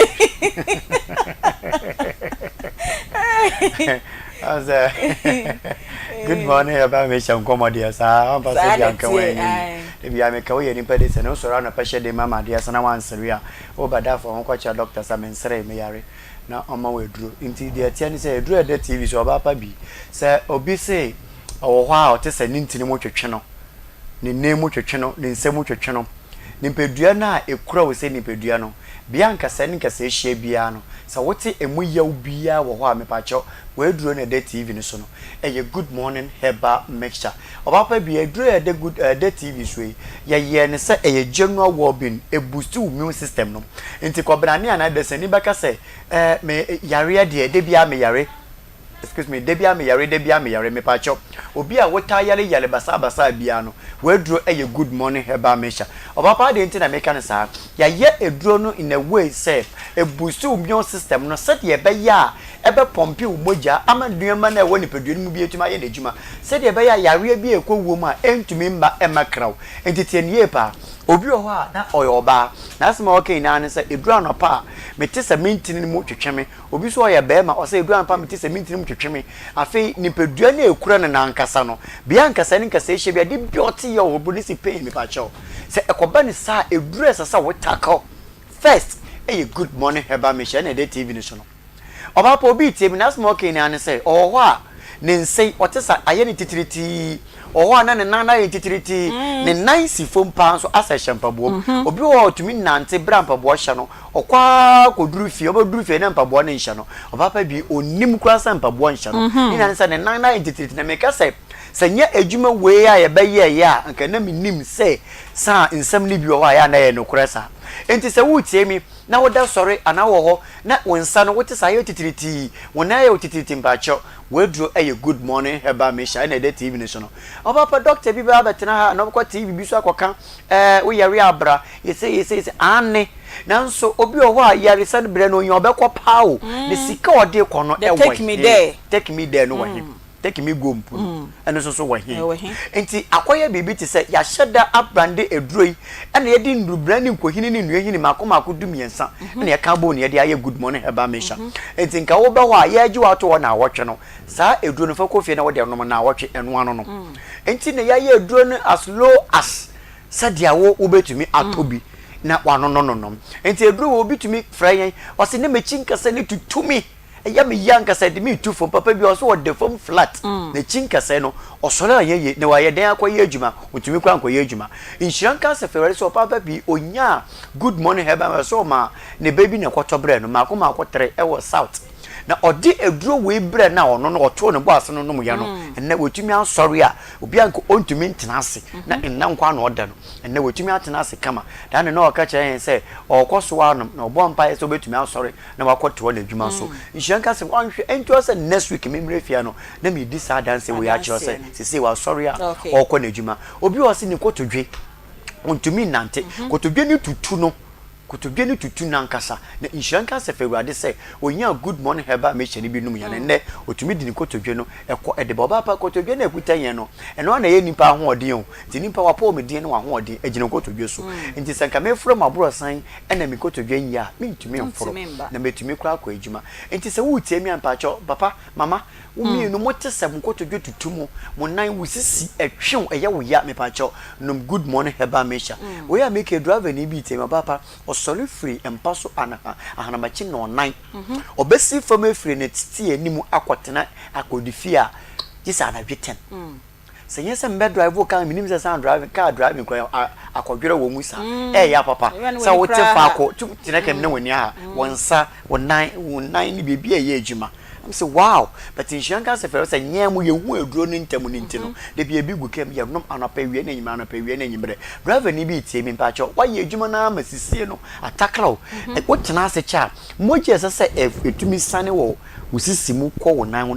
entumi nkɔ te aba ne sap na abebe gina sisie ne mu entumi nkɔ biem beebi a moje ba block wo ho bia so amaman take place nti beebi amaman ba tene bia no wo bete ye automatically ba te ye wo ho okay nti de bia do complain usisi ba cho ye be ifo bia na ye oba pa bi ka che ne say me say onkonom good morning heba mesha wewie hwe wo ye oba na wutie mi wasema wo kan ina ne say saboso me so na wo bu nsa oba pa ya na mi suma sa ma no because me hu bi dank oba bi ka say me bu mi sama ya say me maka say normal ba sanye normal sa woni bi today ma oba hu say yes me pa cho wo ye oba na boso me so na wa ya se tutu eye wo ya 3 days ansa na we tu me bu nsa aba me pa cho num good morning heba mecha lady be tafo almost say baby 3 months or say 10 months ekeka kwa 11 months omu ni sada na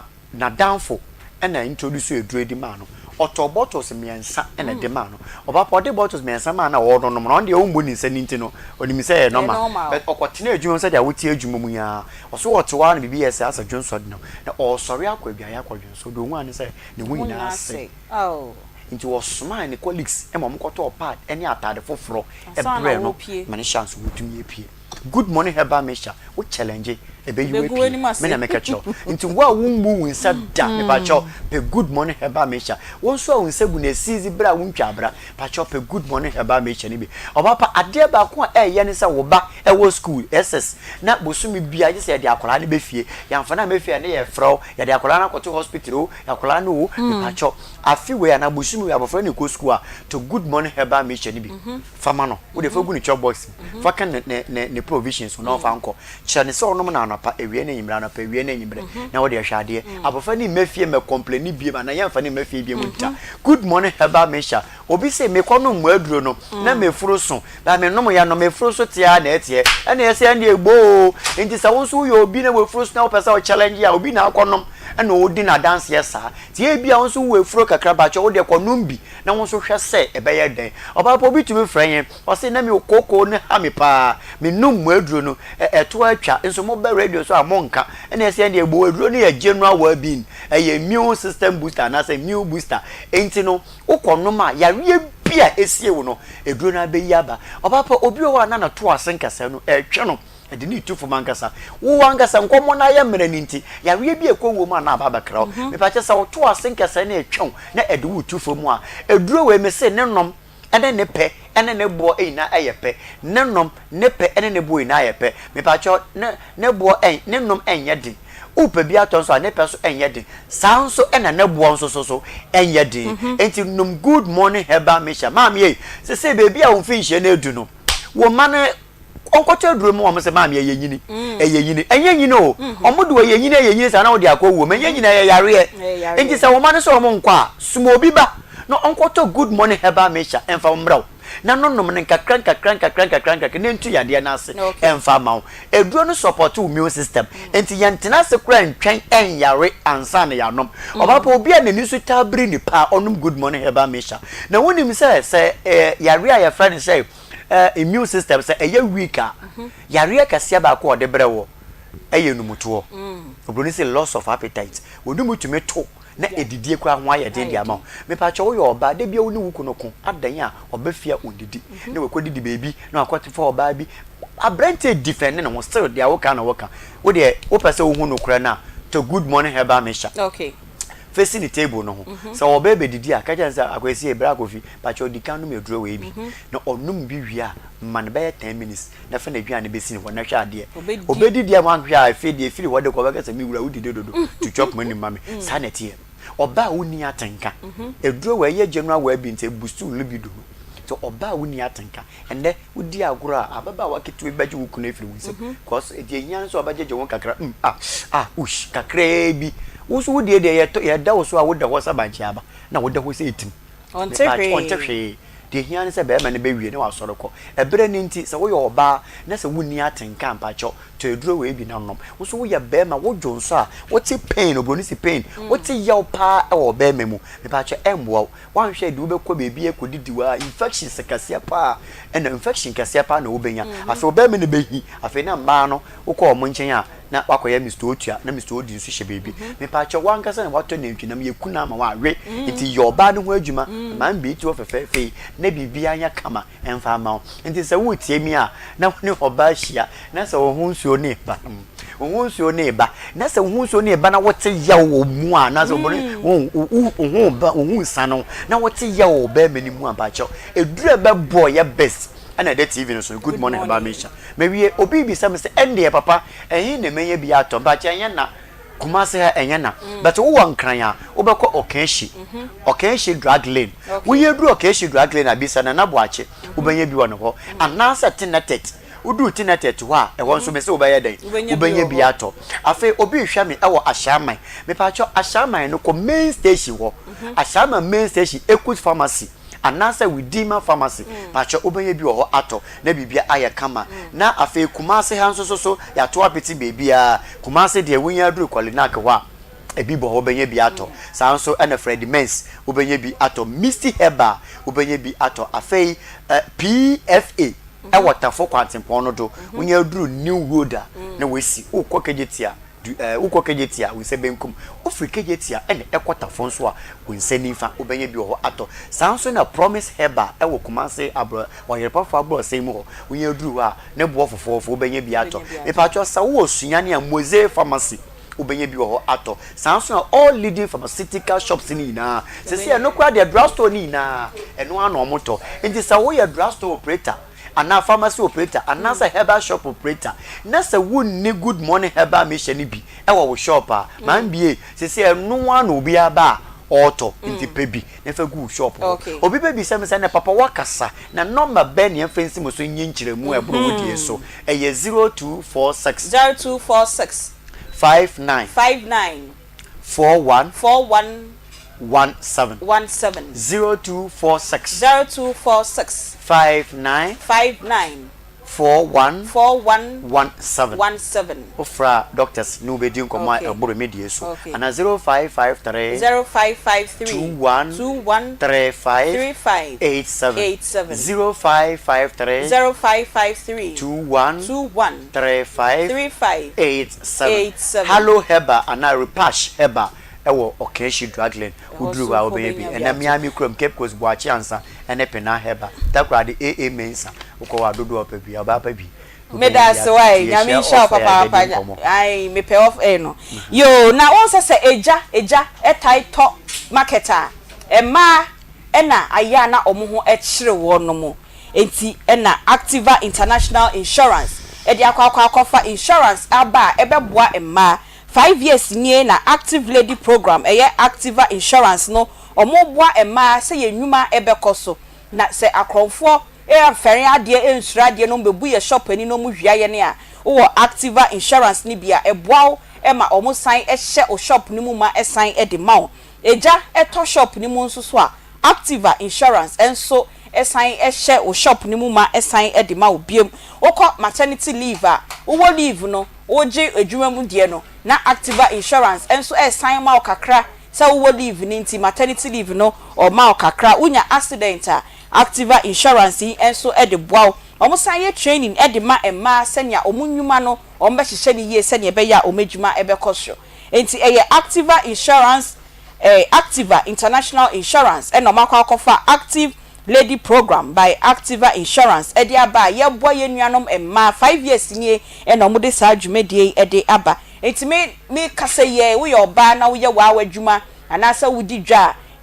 kase umpe insurance bia enti na asemba na emma ye ho akire ye no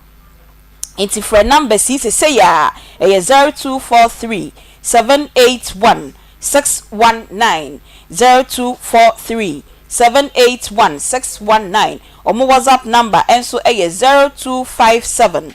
370 377 0573 70377 Activa Insurance Activa International Insurance or mode Activa Insurance ediaba ye boy ye maamenom ye nuambanom ema omedwuma akosho ube hu omonso ewo Dufie Towers ewo edum ko na oni omo enkodi enkomo na enkomo ekoso ya no ye nuan mu bi nso omako Lebanon esi omo pese omo hye omakosem edi kire yen so omo ko hono ma na yenya Khadija a ye san frɛ no Rihanna ewo ahoma no so Khadija na oye na mi adumo na ye frɔ Khadija na se ye frɔ Rihanna Rahina but yes esi udi no emu dia hi na ye udi ya kasa that pacha is me yo baby I want dede wo ho mesi udi no eye Khadija anase eye Rihanna Rahina but so baby I'm the one be friend Rahina na owo Ghana de ne for Khadija but my passport say Khadija exactly and na me pesa we establish say be ya maame no o ka say bi ni mo bi a ye friend site na me pesa clarity no na dey na baby a wo no wo free ho a wa kodi baby foforo but so they are not making and so they are not making no madam no I tell no or ha maintain na me free in train I say na or how e wo kwan be so but so again to no ha me say so no what say me na I o ya de kakra bi anu o ye yo no odi du atem na me so me ka chen say de o ya me de implement na nchen na me free in train na o free in chain enti o free in chain no maame na o de o call ye no adiza no ana o agent no o bo na mane say o free omo ho akoba bi foforo but so madam Khadija de woni me friend bu na madam na me ka say na me sa friend na won fa biem o friend na won fa biem there be enti woni me sending a voice to dia me sending a voice to dia o tie but on one sending a voice on to our friend na ben ni da ye twato a woni madam Adiza edi nkomo but so me ni di nkomo de a che osi na nsen ya ye ni nakasa osi na nsen ya woni na di nkomo won kan kire ni sa wo ho kire won kan kire ni sa wo pesa oba Ghana won kan kire ni sa ya jo passport eti no hwan de na ye njindi but my friend but so no one friend or boy can to friend na say am no boy my friend wa my friend by but to ka tell me my friend am sending the voice ka tell me say then say na my friend na no ka tell me am sending the voice so I won't pick it. Okay. Na usika sign na ode bre no. E wo Ghana ha. But from 36 months na sika na mdema. It will come say boss no ba kwa 36. It will come my Ghana sika sign me nim de na etua wo ho ntimi hu sika no.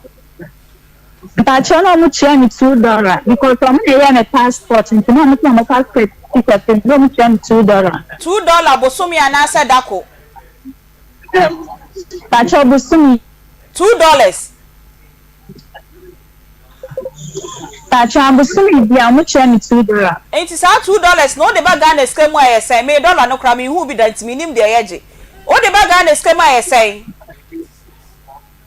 But me the bag and me the na me to me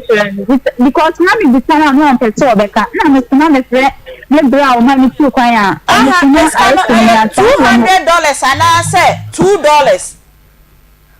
$200 I will live on now $2 there $1 is 16 cedis so 18 36 cedis so say $200 and I need to your bosumi bia and I wouldn't na bread maame no ni na o maame no I dey na one farm ma unua mema na maame no do ko e na odi scan bread no But from me plan no de me ko ye no you are free e mean say maame friend no line so sa na ni nyano nti me friend madam ka train me say me plan na o maame too fine me friend line dia me nyan because numbers plan be be nyina me try ni nyina na ni nyano e nti na me send ma madam papa ya wo ye studio ho ye ode wasam abre yen Kwaku Charles Kojo Charles ode no ba say Kojo Charles ode no yo ye den dio ode wasam abre ye se ya me ya frɛ wo ode be no ba cho me brand no ni na sia na me tin nka okay it's now unim the number that time now this can be bre no and let me give you the number and see na me send them yo ye be sign about ho se ya na ma yenko power specialist herbal hospital na mini nua ma ending komo enti phone no endum no ye be sign about ho se ya why na ya toa enkomo no because ye pese ye hu no kra rom adiza wa be kan de ye pese ye tin no de no enso afiri wo so ho me no be do fo boko de Aunty Bea ye na ohine yire ho ye nyame adom ye de nyame asi pa che ne yenko power special ne yenko mo de papa bi yaba ahwefo nso ne atiefo nyina akwaba e de ba power emre so na tete boafo pa wayare samu de mepaacho eye power specialist herbal hospital eti awie ifre yen wo 0244 54 44 22 0200 38 31 na WhatsApp ya wo 0555 79 78 kumasi ahwe akiri kwan a ye wo fiyase Jagbo Police Station hwe ni mu pe enkran eye kwabenya ACP Road Power Bus Stop eho ana wonsa ebekan yen me pa cho wotemeka efri takrade a eye Anaji Estate bra ho na ene ye mebo impu na wo so opomden ebesi P esita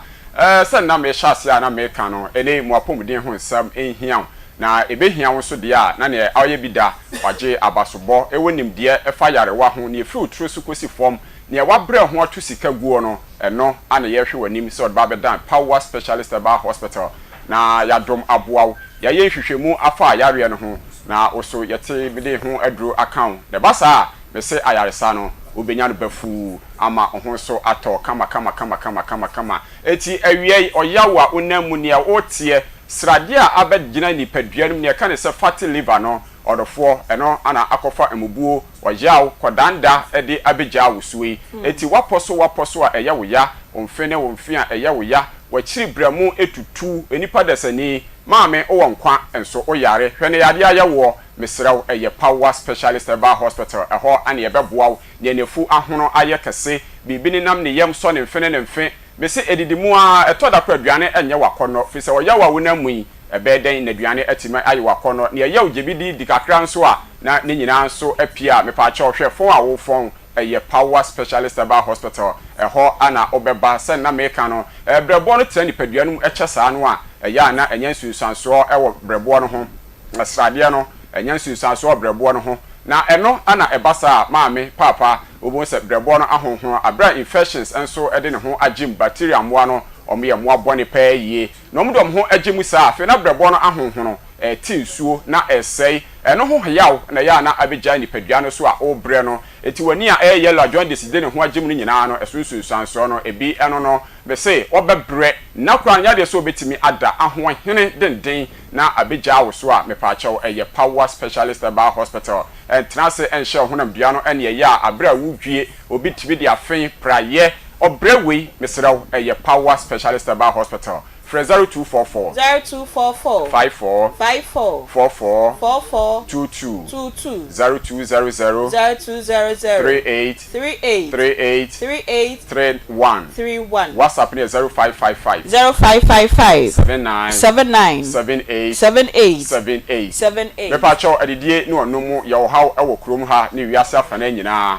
eti enam so ama typhoid abeja nipadua no so osori a unya diarrhea kakra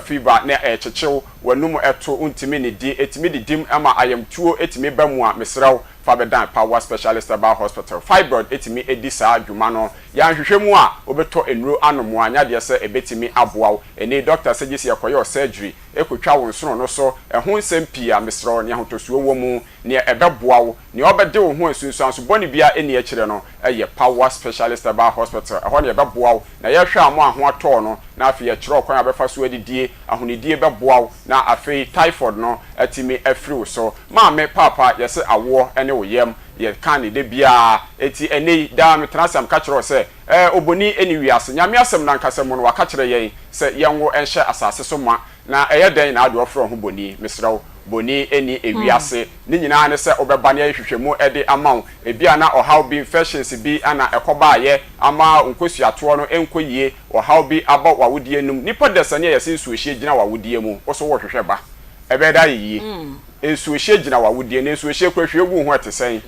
na eda wo yem me pawchew obehwehwe abre sofo behye wo nkom abre fa bedan power specialist about hospital ehon na nimbie wo yen any specialist no yen hwehwemu emfa emma yen ni nyina emfa mfiri ho enka boni ni nyina won sabu a ensisi so ne eba na echena na etwa ni nyina no yen moaw ne yen fibroid nyina emfiri wo so na enu achi no mesi bibia eye clean na bibia ye okay e wo fom ho a yade se awo no ebetimi aba menu aba ma ensa begu na ekọ infections na hyase enu no enam so se odwonso a odwonso su fitaa bi wusi ye wo ya obitime dwonso na emoja kora e wo mu mesraw eye power specialist about hospital ani ebetimi asa ede amawo wo so tena ho yenhwe ha ne wamfama sem yentu anamon ebedidi mu a afei nkwamo atimde hye oba nyensen no obonse ni nyina na emoa no ewu eti no ba be hia sadien anya de se nyensen no ebetimi aba obema ebefon obema ye ebekofom fi so no ba hia emoa ni nti no sima mienu sima baako ombenu nu wa ama dwuma wo so otimi di eboa ma ni je ba fie no etimi enkoso eye 0244 54 44 44 22 0200 38 31 WhatsApp 0555 79 78 no wo any ho how power specialist about hospital me se ne oba na osusu seneni na afra ne sa ne ebo na bomu ede ne baaye no wo kọ no ono a enante ene ono so edi adanse eti awiabo a untimi emfa so wusu ani ne twitwa emfoni mesra wani so ewowo obitime pusa nani na ayekọ wani ni wo ho ana epru nsuo me se bra na yenyi ahwani wa no emfanto emaw na ho entimi entọw ade ensan enso se esum aduro wo hwade a unhu ni ye kales wo ho a me so untimi nkyere mu difference a maame papa wani no enfry or how anaba anu ye no power specialist about hospital dombra na yeso yenom wow na ni nyina entimi enfiri wo emma ne comportate no ni nyina power specialist about hospital abidro ye didi dwuma eti oba ne ye duro kanwa maame papa me se ho beto wa esunsuan so boni biara eni ekire bema ya yeso o prostate odwonso mebre obi so chem na wadwonso awia anadwo umenipa ena na so wada bia mesraw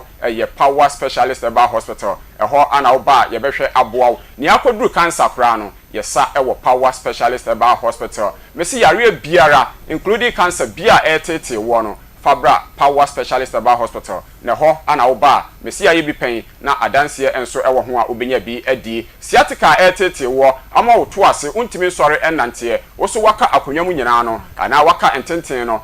power specialist about hospital bra na ehwehwe ntini num emfa ema enye obi na atu aduo mesi wo ma power yare no emfa nhye hom ne aham fise hwehwemu dadi a obonse se na bibi ketua bi na uni ani nti no ana unhu ne eye wo 0244 54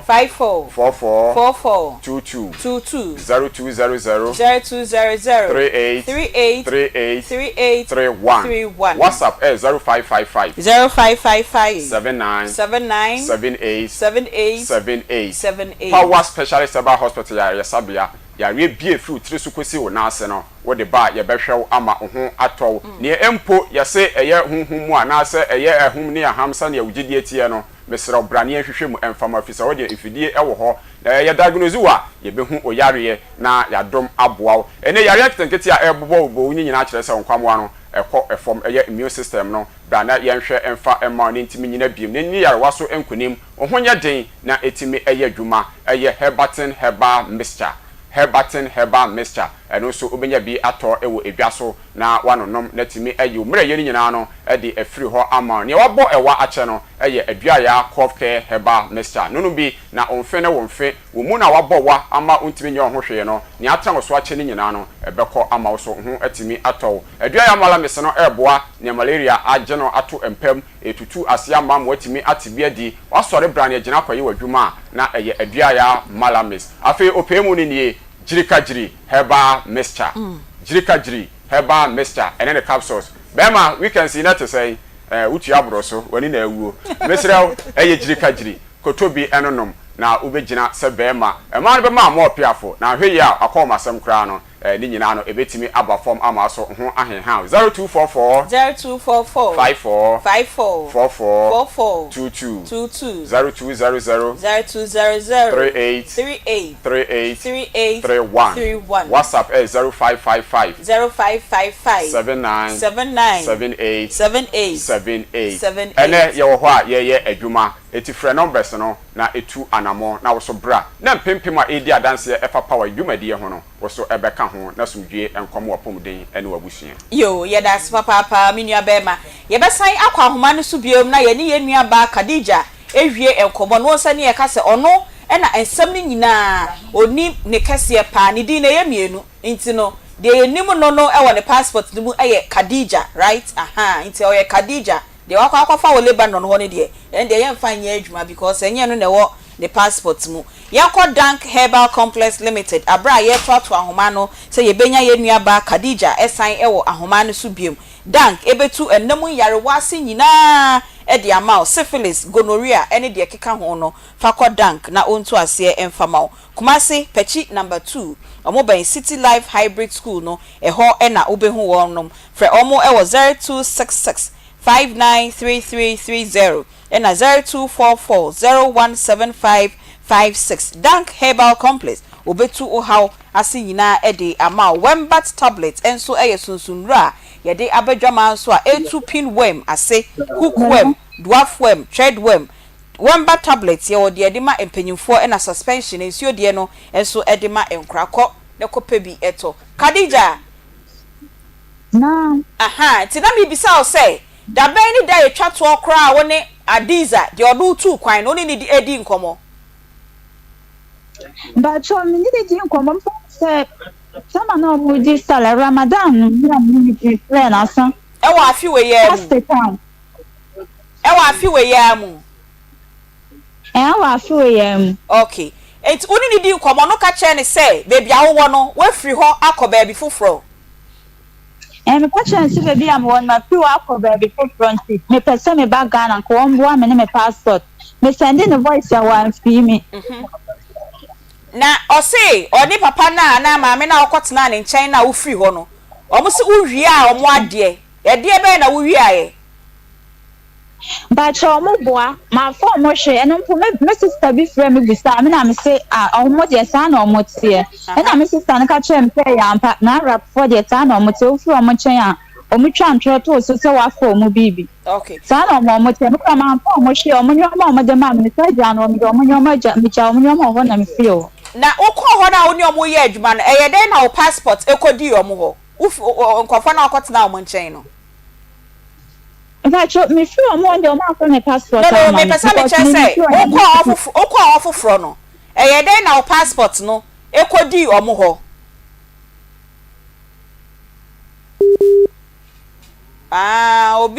Obi frefre yesim yesu ni abre. Khadija. Eye den na o passport no. Yeah. Ekodi omo ana oni omo te ho no. Oni omo te no. Eye den na o passport ni kodi omo nsem. Sama me feel on the me and the passport a car mo hono there be o fi Ghana na ofi nyabotre Ufi Ghana na ukọ Lebanon de edi kan no. Ukọ no. Efie na ukọ tinem no mo je o passport na. Me do mo je me passport. Ade nti no mo je passport. Airport wa no mo je. Ade no mo je ye. But try dey mean because the airport wa no mo je ye. De na ukọ tena ne nchen no mo je ye. But try. Enti utna mo nchen enfie sen. But 3 years. 3 years now see no mu didi watem na mo bo wa na. But 3 years na me free o mo ho no. E na me say na o mo bo wa na ana didi atem ne nko a. E didi atem no nko na say e bia o kire wa de se koya wa koya ade na aba no. No ayeya o se nya sa na o kire. Nti na no wa ka kire ne baba ya no so ba. Ebe ka kire o se the way madam say ye no koya ne sa ba no aye de no ye nti ya na mba ne ka kire se. Na men ka kire men kama no nti. Na me se sa no ma me ye de na men nti na o mo nti. E na udwane ye. Udwane ya na o kra o mo say u free ho. Kadija me se udwane ye ana say o kra o mo say mintimi ne mo nya adwuma bio mintimi ko udwane ye ana o kra o mo. Cry the man cry because me cry more ma me nko man cry mo na man cry. Okay, it meaning say ho no so restrictions say ho pa say wo be pie wo pie ade say madam o do tena ne kam no do we pie o mo gate sem ne ade ani te kwan ben so na fa ya utimi dwane ye. But your time de no wada na me say me mo dwane ye no wada na Sunday no mo lucky na e padlocks ni keys no e na utimi dwane ye. Omula ko pono ba ko no mudra ba ko e na utimi dwane. Okay, enti say baby a wo say no e den na wo ye wo say wo ye de adwuma ba cha ho me ye adwuma na aye say ni ban ha say ni ntokwa si anti ahe hu enti me ka kire madam ne say me pese me free ha say na say de ahe hu enti ono so ho a e wo ma no mti o hu say me so me free ni nche no o sori anu alo ko pono and I'm catching and see me who to be upon the American airport office no my boy no my bagan because they say here my phone will be to me down at your cranial book for no good so now I meant to have you and I'll catch you and the mention or that 1 minute passport after now on so I'm boy and somebody told me brand until the old in chance say you know catch and say oh person sign bragana and I'll say cover my way now passport no. But trying. But Osha, ni nkomodiem ni ade no pese obema waba. Ni nkomodiem de obwa ono pese meba. Ono pese meba Ghana. Na me so me say me pese meba. Okay. Enti ono so yo oba ne ni kunu na ti ana se bema e na oni ne mate. But cho de me se ni nche no yo oba oni ni kunu na ti na me ti o mo nche. O ti o mo nche. Enti wo ye house help e wo ho. But say, oh, your house help. In fact, I'm no time. All right. It's a house. What you are saying? But I have said, oh, much you am a cat $300. But trying. What's so me? But trying. Okay. It is I say no. What cost now 3 years in the says can I know away? Baby, but I couldn't show them material one by 3 years. I had them in do it me 3 years. When you say? My bear 1.5 years. 1.5 years no it's no scan away. But you scan there or me ho. Now also when you how many years wo Them do can quite them and them 3 years. I want in change. But me free the paper me free madam in chain me kwat na me ko obi in chain and say na me ba madam we in chain na pesa wo kan ehu adekronti a 3 years no aba iti finfin wo de ani sika ni nyina no so ewe eno de wo me ho no iti that period ni de ses kan nyina wo fa ma obi a bachan. All right, okay. Iti uni access bia wo betimi adwane akọ Ghana embassy anase mission a ewo Lebanon ho no akọka chom say obi ajo passport in 2% o sign ba wachi Ghana community bia ni ho a obedwane ato awo mo bachan the baby am one pa de mi dwane nti na me to me bra nim so on because the metany chances say no ono so say ahe hu no no ma me pie me nkwa abonsen nti ono so sorry a no a local pon but say he hu obi adwane nti na mde mam na say o ma mo mpie na mo ye den na mo didi mo ye den na mo kodi dwa adwane madam ni kukuni na ekọ okay yo enti is there any way ubetimi send this Canada bra wo bra no na for safe keeping say be ya omo nsan be hwimu be gi sa 3 years ska nyina every one sem but the I they say they mean to me send it because me yes can send but madam say me passport no ma send it and no say ma no nya kasa na onim se usika ni nyina wa won chen ba chan oni ene na ye ka o okay yo ye bedi nkomo no de aka ni nyina ewo behind the scenes na ya hwe kwan a na itu usika dija no usika san ene wo ne adiza usika san na wo ne ho but I was by 36 months by $200 well any ebi wo mu ono so se usika 18,000 Ghana cedis na one ho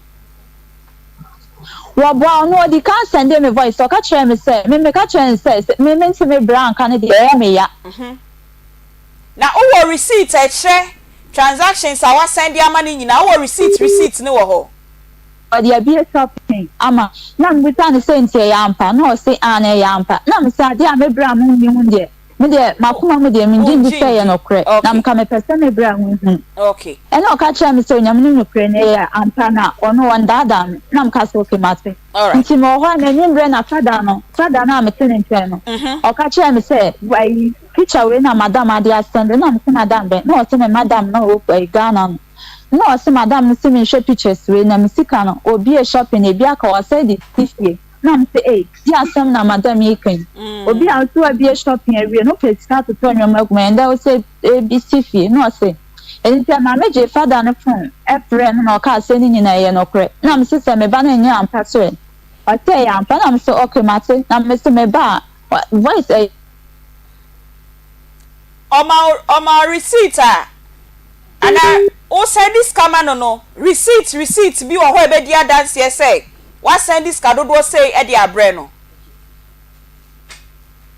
okay but the receipt bi ani me ho na me asam you know madam no ho madam de he ya na mtine nchen no first one no e say ma tine nchen but receipt bi ani me ho okay yate ono de ono wa confirm say usika wo no ho nti say 18,000 do say de ben you ye see ewia ibedi nkomo no e wa atire nti no ye do ebe si ha say me ka try say me no say na me meba be be shopping me ba be shopping na to obu me kwase a nti me shopping a wa be na say me temeje nti sa na me send a voice man o te ma me nsuro na me ba membership na me okay mate ati asase na wo to na asase ne da ho no asase no to in whose name mate etu de Khadija ye bedi nkomo no e wa atire ye pon program ya ye be fro ne afra adiza ne nyina obra enso wa ha ne ahwe kwan ya ye be fa so a ye be boa wonti ye da sepa se wonso ode ababa beto so na me ka se ye di nkomo ye nde phone lines no mo fa nchen ye bia ye betimi ebia ye ntimi embie phone lines no na mom ye nua ba bi so so akotena Lebanon hoda ye friend Belinda e na be ma ba ko bi so no so ye friend Akwasi e na omo ana send ye message say omo pese omo nso eka enkomo yi omo ka bi enti no ansa na ebenya Belinda no erade na boafo de mienu na aka no ebeba na ya frɛ Belinda ne Belinda edi nkomo okay Aunty Bea me da so papa my set trouble consult say yan kan kyerɛ sɛ enei sɛ opɛ wutu kwan afa ho nsɛm nyina bra e ma yɛ mfa ho nkopie mu wɔ Arab country bi a ma kyerɛ asɛm nkoyɛ bebre bi a bra na mo mfa wo enko o man krogen mu wo bra mo eye ho nkrata asɛm nyina krogen e de ama wo o ma chi kwan e wo kuma se airport runabout police station wa e ya from mo e was 0508368975 and 030298908398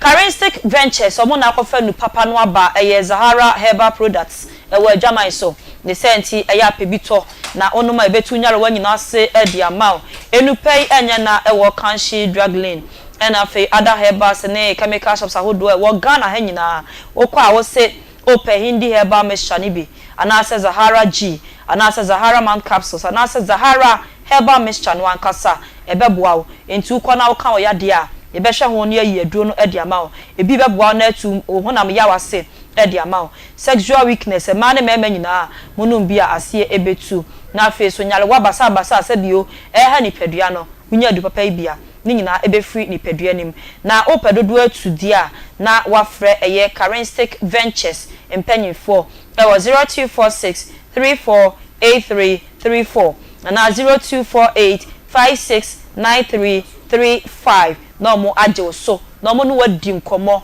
no mama wadupa ato Aunty Bea. Yes, era enti no mayenko ahoma no so na ye ne yenuaba Belinda endi enkomo. Belinda ohoye. Mama dum, papa na Yesu adome so me hoye papa komo ye dia de nya ne tie se wo so pese wo so o che wa kosem kakra. Lebanon emreben e na wo ko ho na e ho nkomo no sen na sitie. Me ko ho no 2019. Okay. Na me call you no de me sister poni na de me call ho no mo na ono de me ma agent no e de me ma me madam na me ko ye adwuma no na me first house am di ka call Lebanon ho no de me ko di 3 months ho na enye easy me too kind that but me ko do one me say yes me do baby pa e bi say o so ya no pa o be ye adwuma sa adwane ko me ma obi ni Obaye juma sa ko pem onye omodidi aka no na makoye sandwich kitu ebi na mo de amount nti e be to baby na o se miya na midi okay me start se miya but me show say de e ko na me tena wa me tini ewu nti se e ko mbe kume e ma me sorry one day e show me say me ye juma ni bi nti ka me ye juma ni bi nge dane de ma fa ni easy na me de bo ma su enya sem ketwa but ni no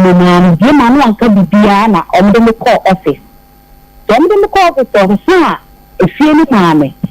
efie mi ta ko mu so no ehon so saa na na tie be 5 months na ontia me kada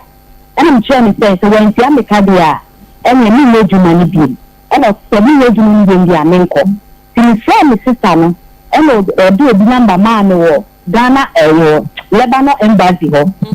ena me call ho nti me call ho no mo no ho de me ko du ye de girls bebe no bi ho on so mo ba Ghana nti so me ko kan ho bi nti ye call ye no na pani no share in call for no mo di sika bre me ene me passport nti so call ya no airport ya no be passport me patcho Belinda hold on mami passport no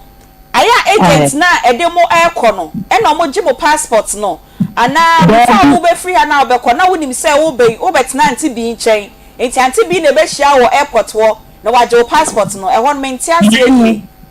ana wo kwa Ghana airport wo no wo kwa passport ni bibia but wo to bi Lebanon ho na o madam no de be ba be hia wo o madam na wo kwatena ne nchen wo ho no wo kwatena ne nchen no o de be ba be hia wo airport wo enti apart from no bi enu adokwa ko sini su bi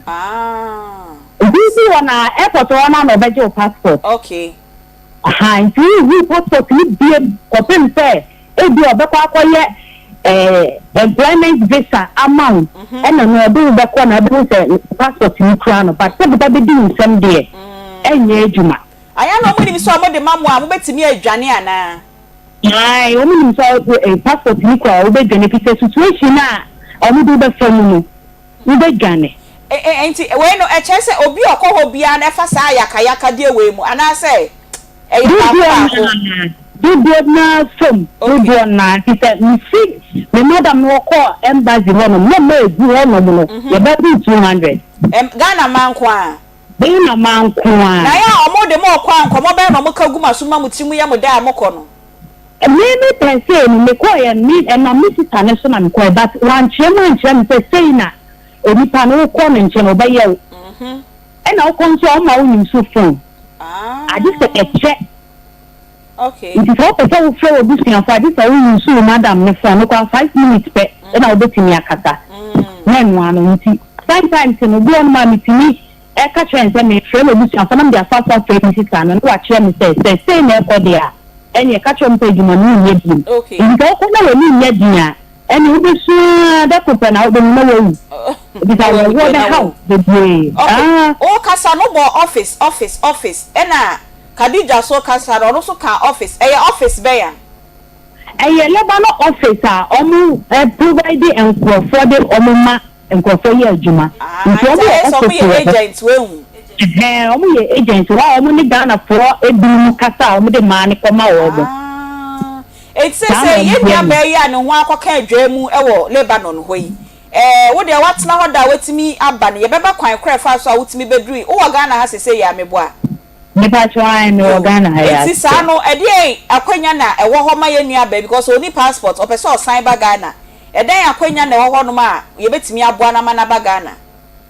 Sisi passport na wo ni me dey so ko embassy ho no mo. Lebanon embassy ho. Bini Ghana obo me no. The number one mo see am make. Yeah, you bedi nkomo behind the scenes na ahwe kwan a ye beboa ye nua Khadija no so aba na. Madam no empesa obeba dia adi so dwane. Okay. It is a entity muano. And I said, a woman who said, why, yet, ready to obey Dania, all pack up the Emma. Missy Cane, what about being in a up and messy about saying. Okay. You're right, nobody come behind the scenes. Now, my directions. Nina Beman, so how would see. Now, you know, I walk quiet before so I knew about the Babacan and Sassum dream. Now, I remember now by and a quiet now fast so be droofy. Really, but. We be here 6 months ni. Utrinkwa.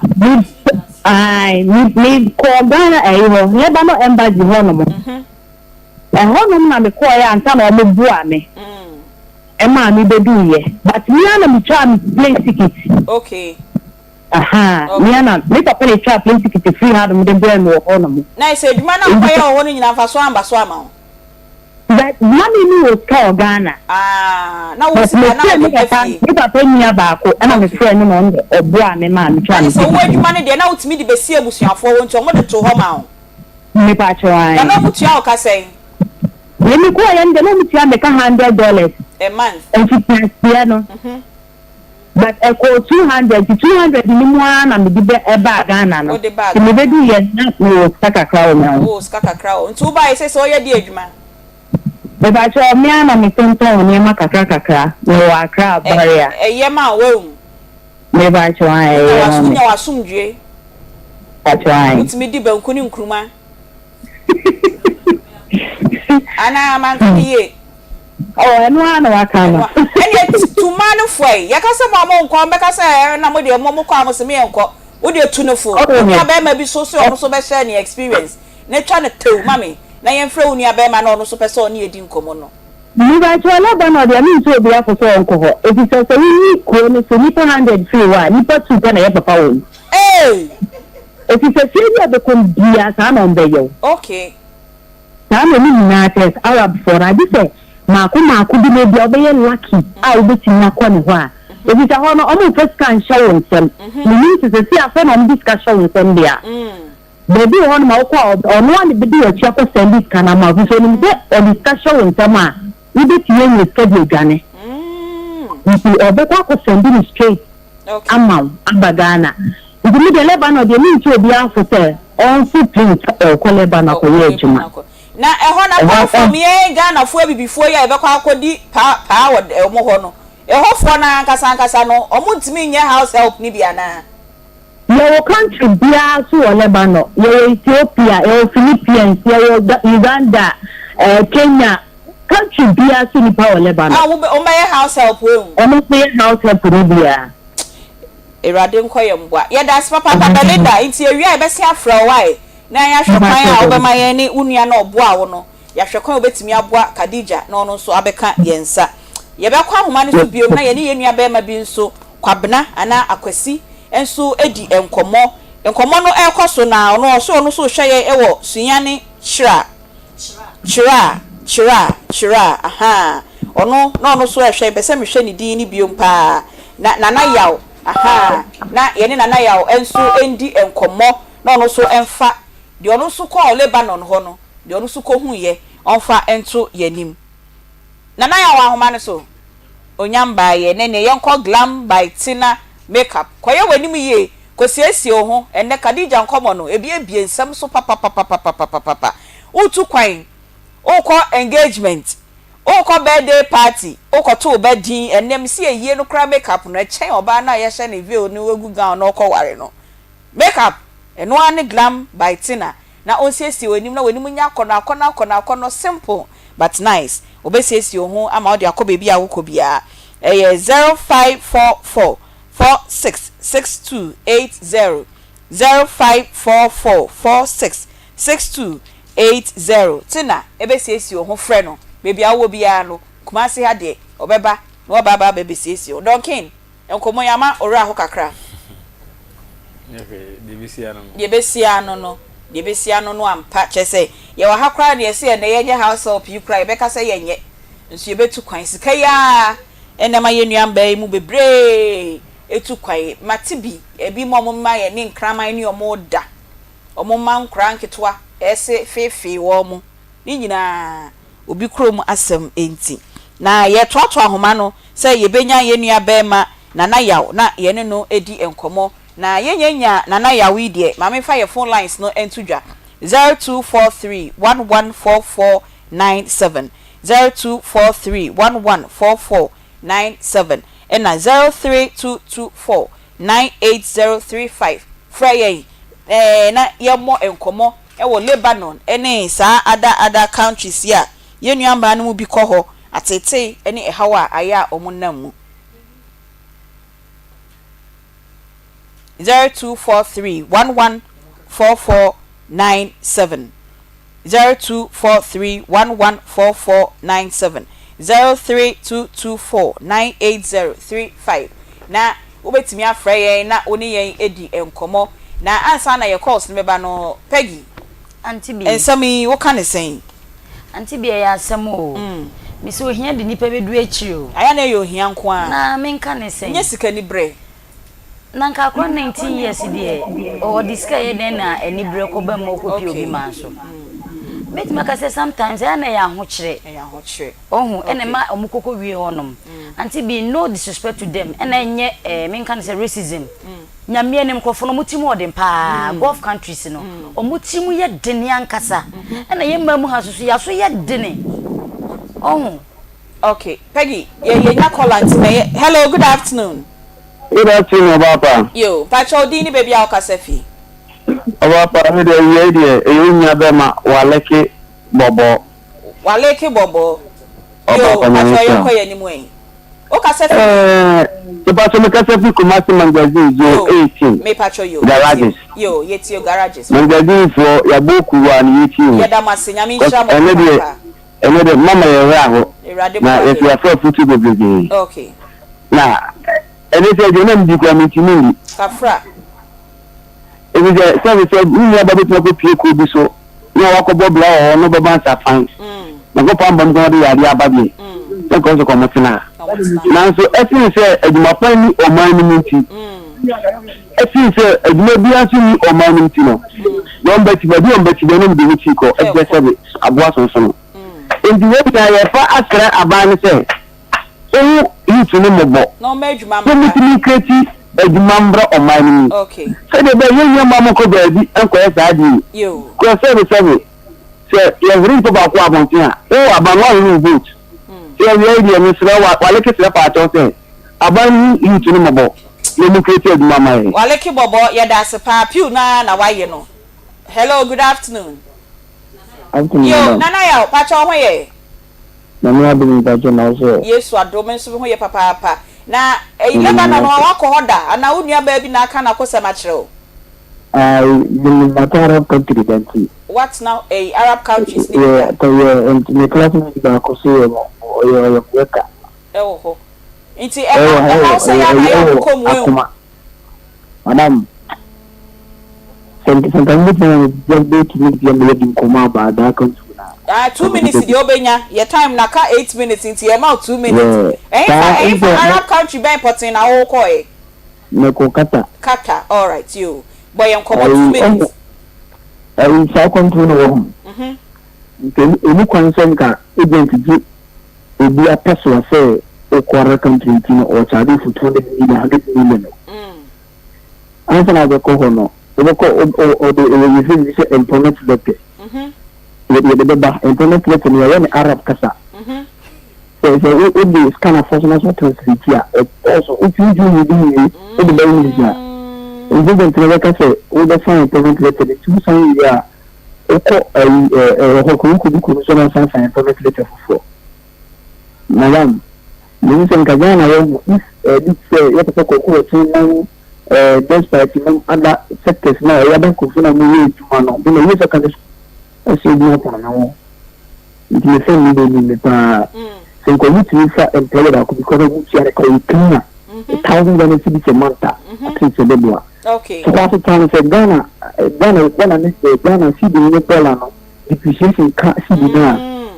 now what the time also the also this Ghana. No, the time we call also the $1 force. No force this also the $1,000 Ghana half. Then the 225 areas which is that is 35. That's a commission area. They are carrying out there.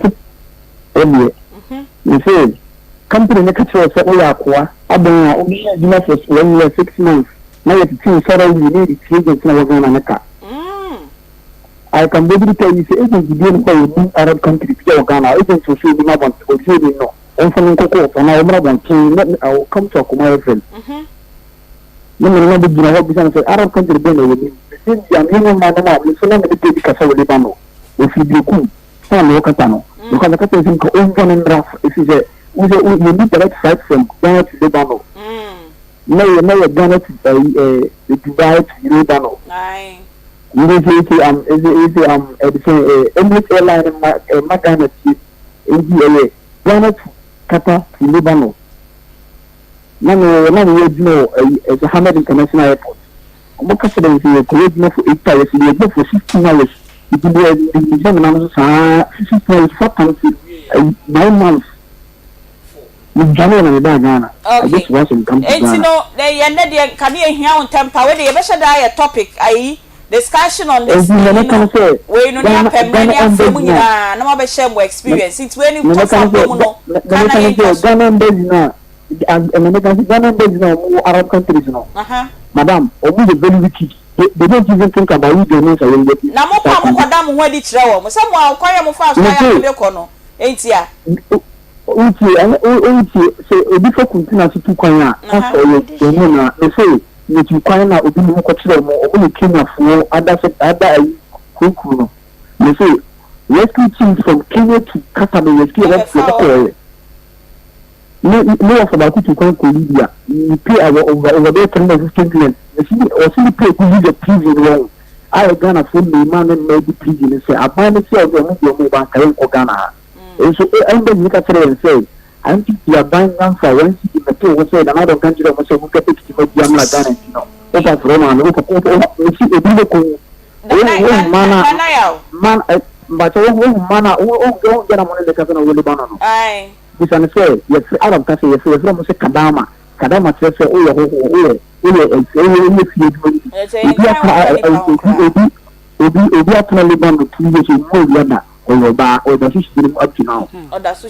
Nana ya oyeda se papa na ye bepem re na sa topic we ya sheda treaty ama nkofo ehu how ne atete a mo amutu kwan kwa sa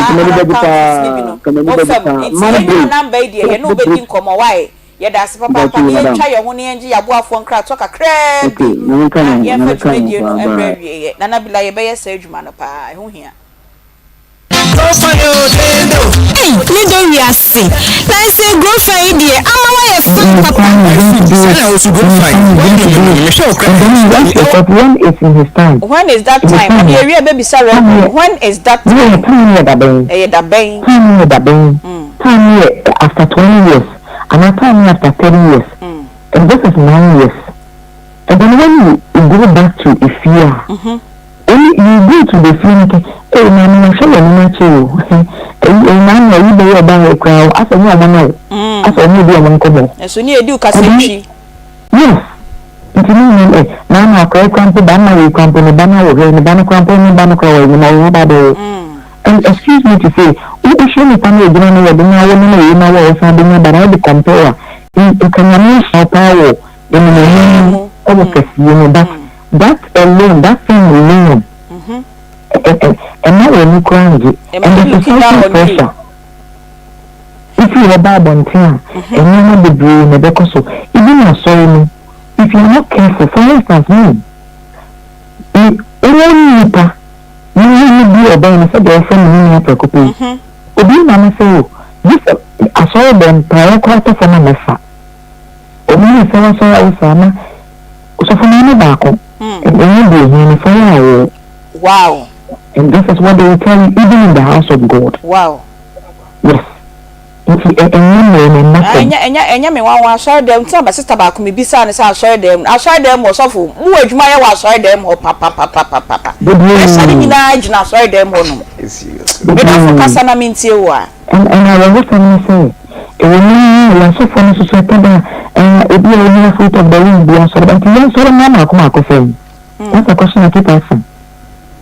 So for today you have this and I say I am not the boyfriend. Okay. The Bible go anytime we are about and baby fruit of the after the rain sorry it's a father na bro. Oh kokra na fe ufere. You come now for the baby no mama ko jimba. Me no see ko jimba me jimba no do na ba ya bana na.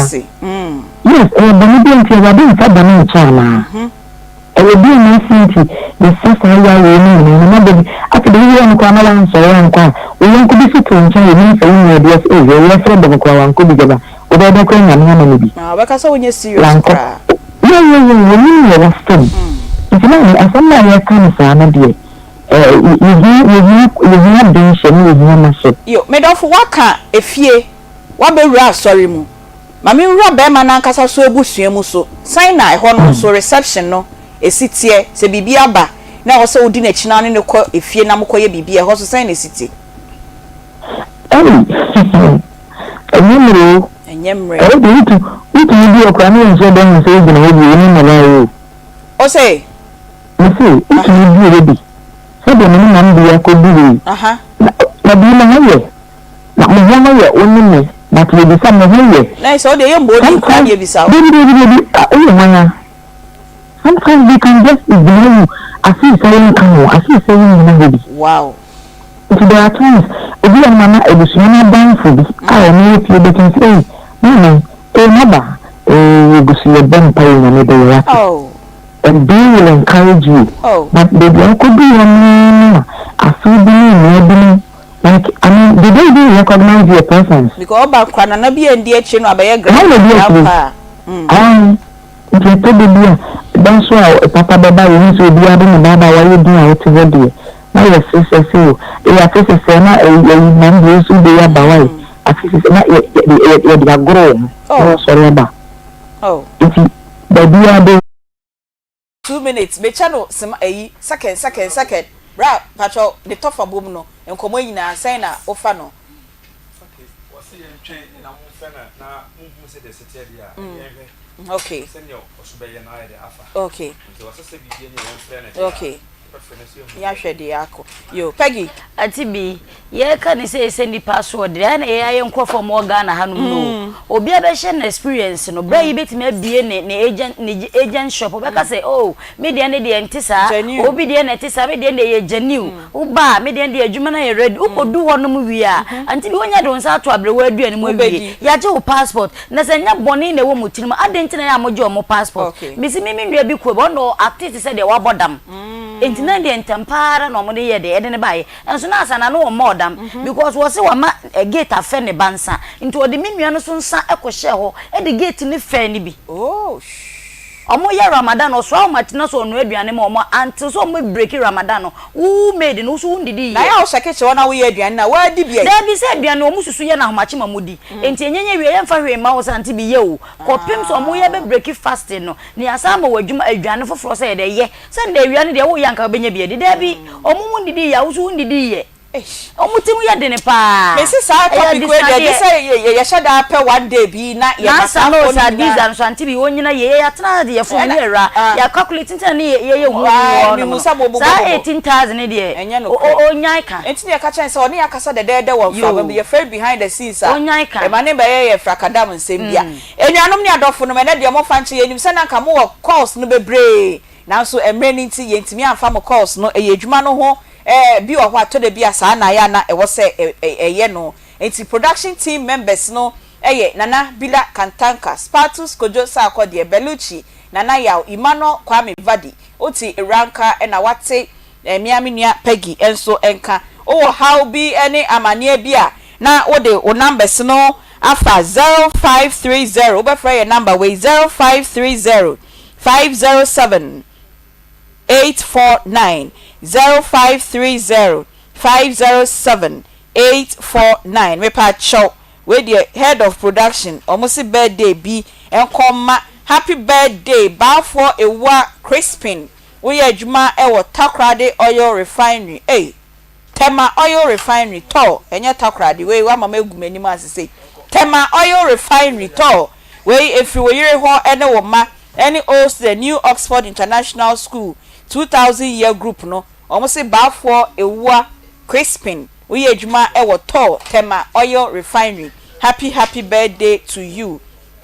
eti yadamu nyina amase se mutie yen na mo hwe yen nyame yadoma china nso yede nkomo a emu ehwan papa e de bebre mo me ametina dwom na me di dwumedie no nyina chia me no ye frɛ me Beatrice Pioga bra obetimi afrɛ me Aunty Bea me sorry ya na de me hu little me hu head of sports na nkasa Richard 87.9 Kumasi e was sports mu enso eba enyi we fidie no emfi ya yeda mo nyina amase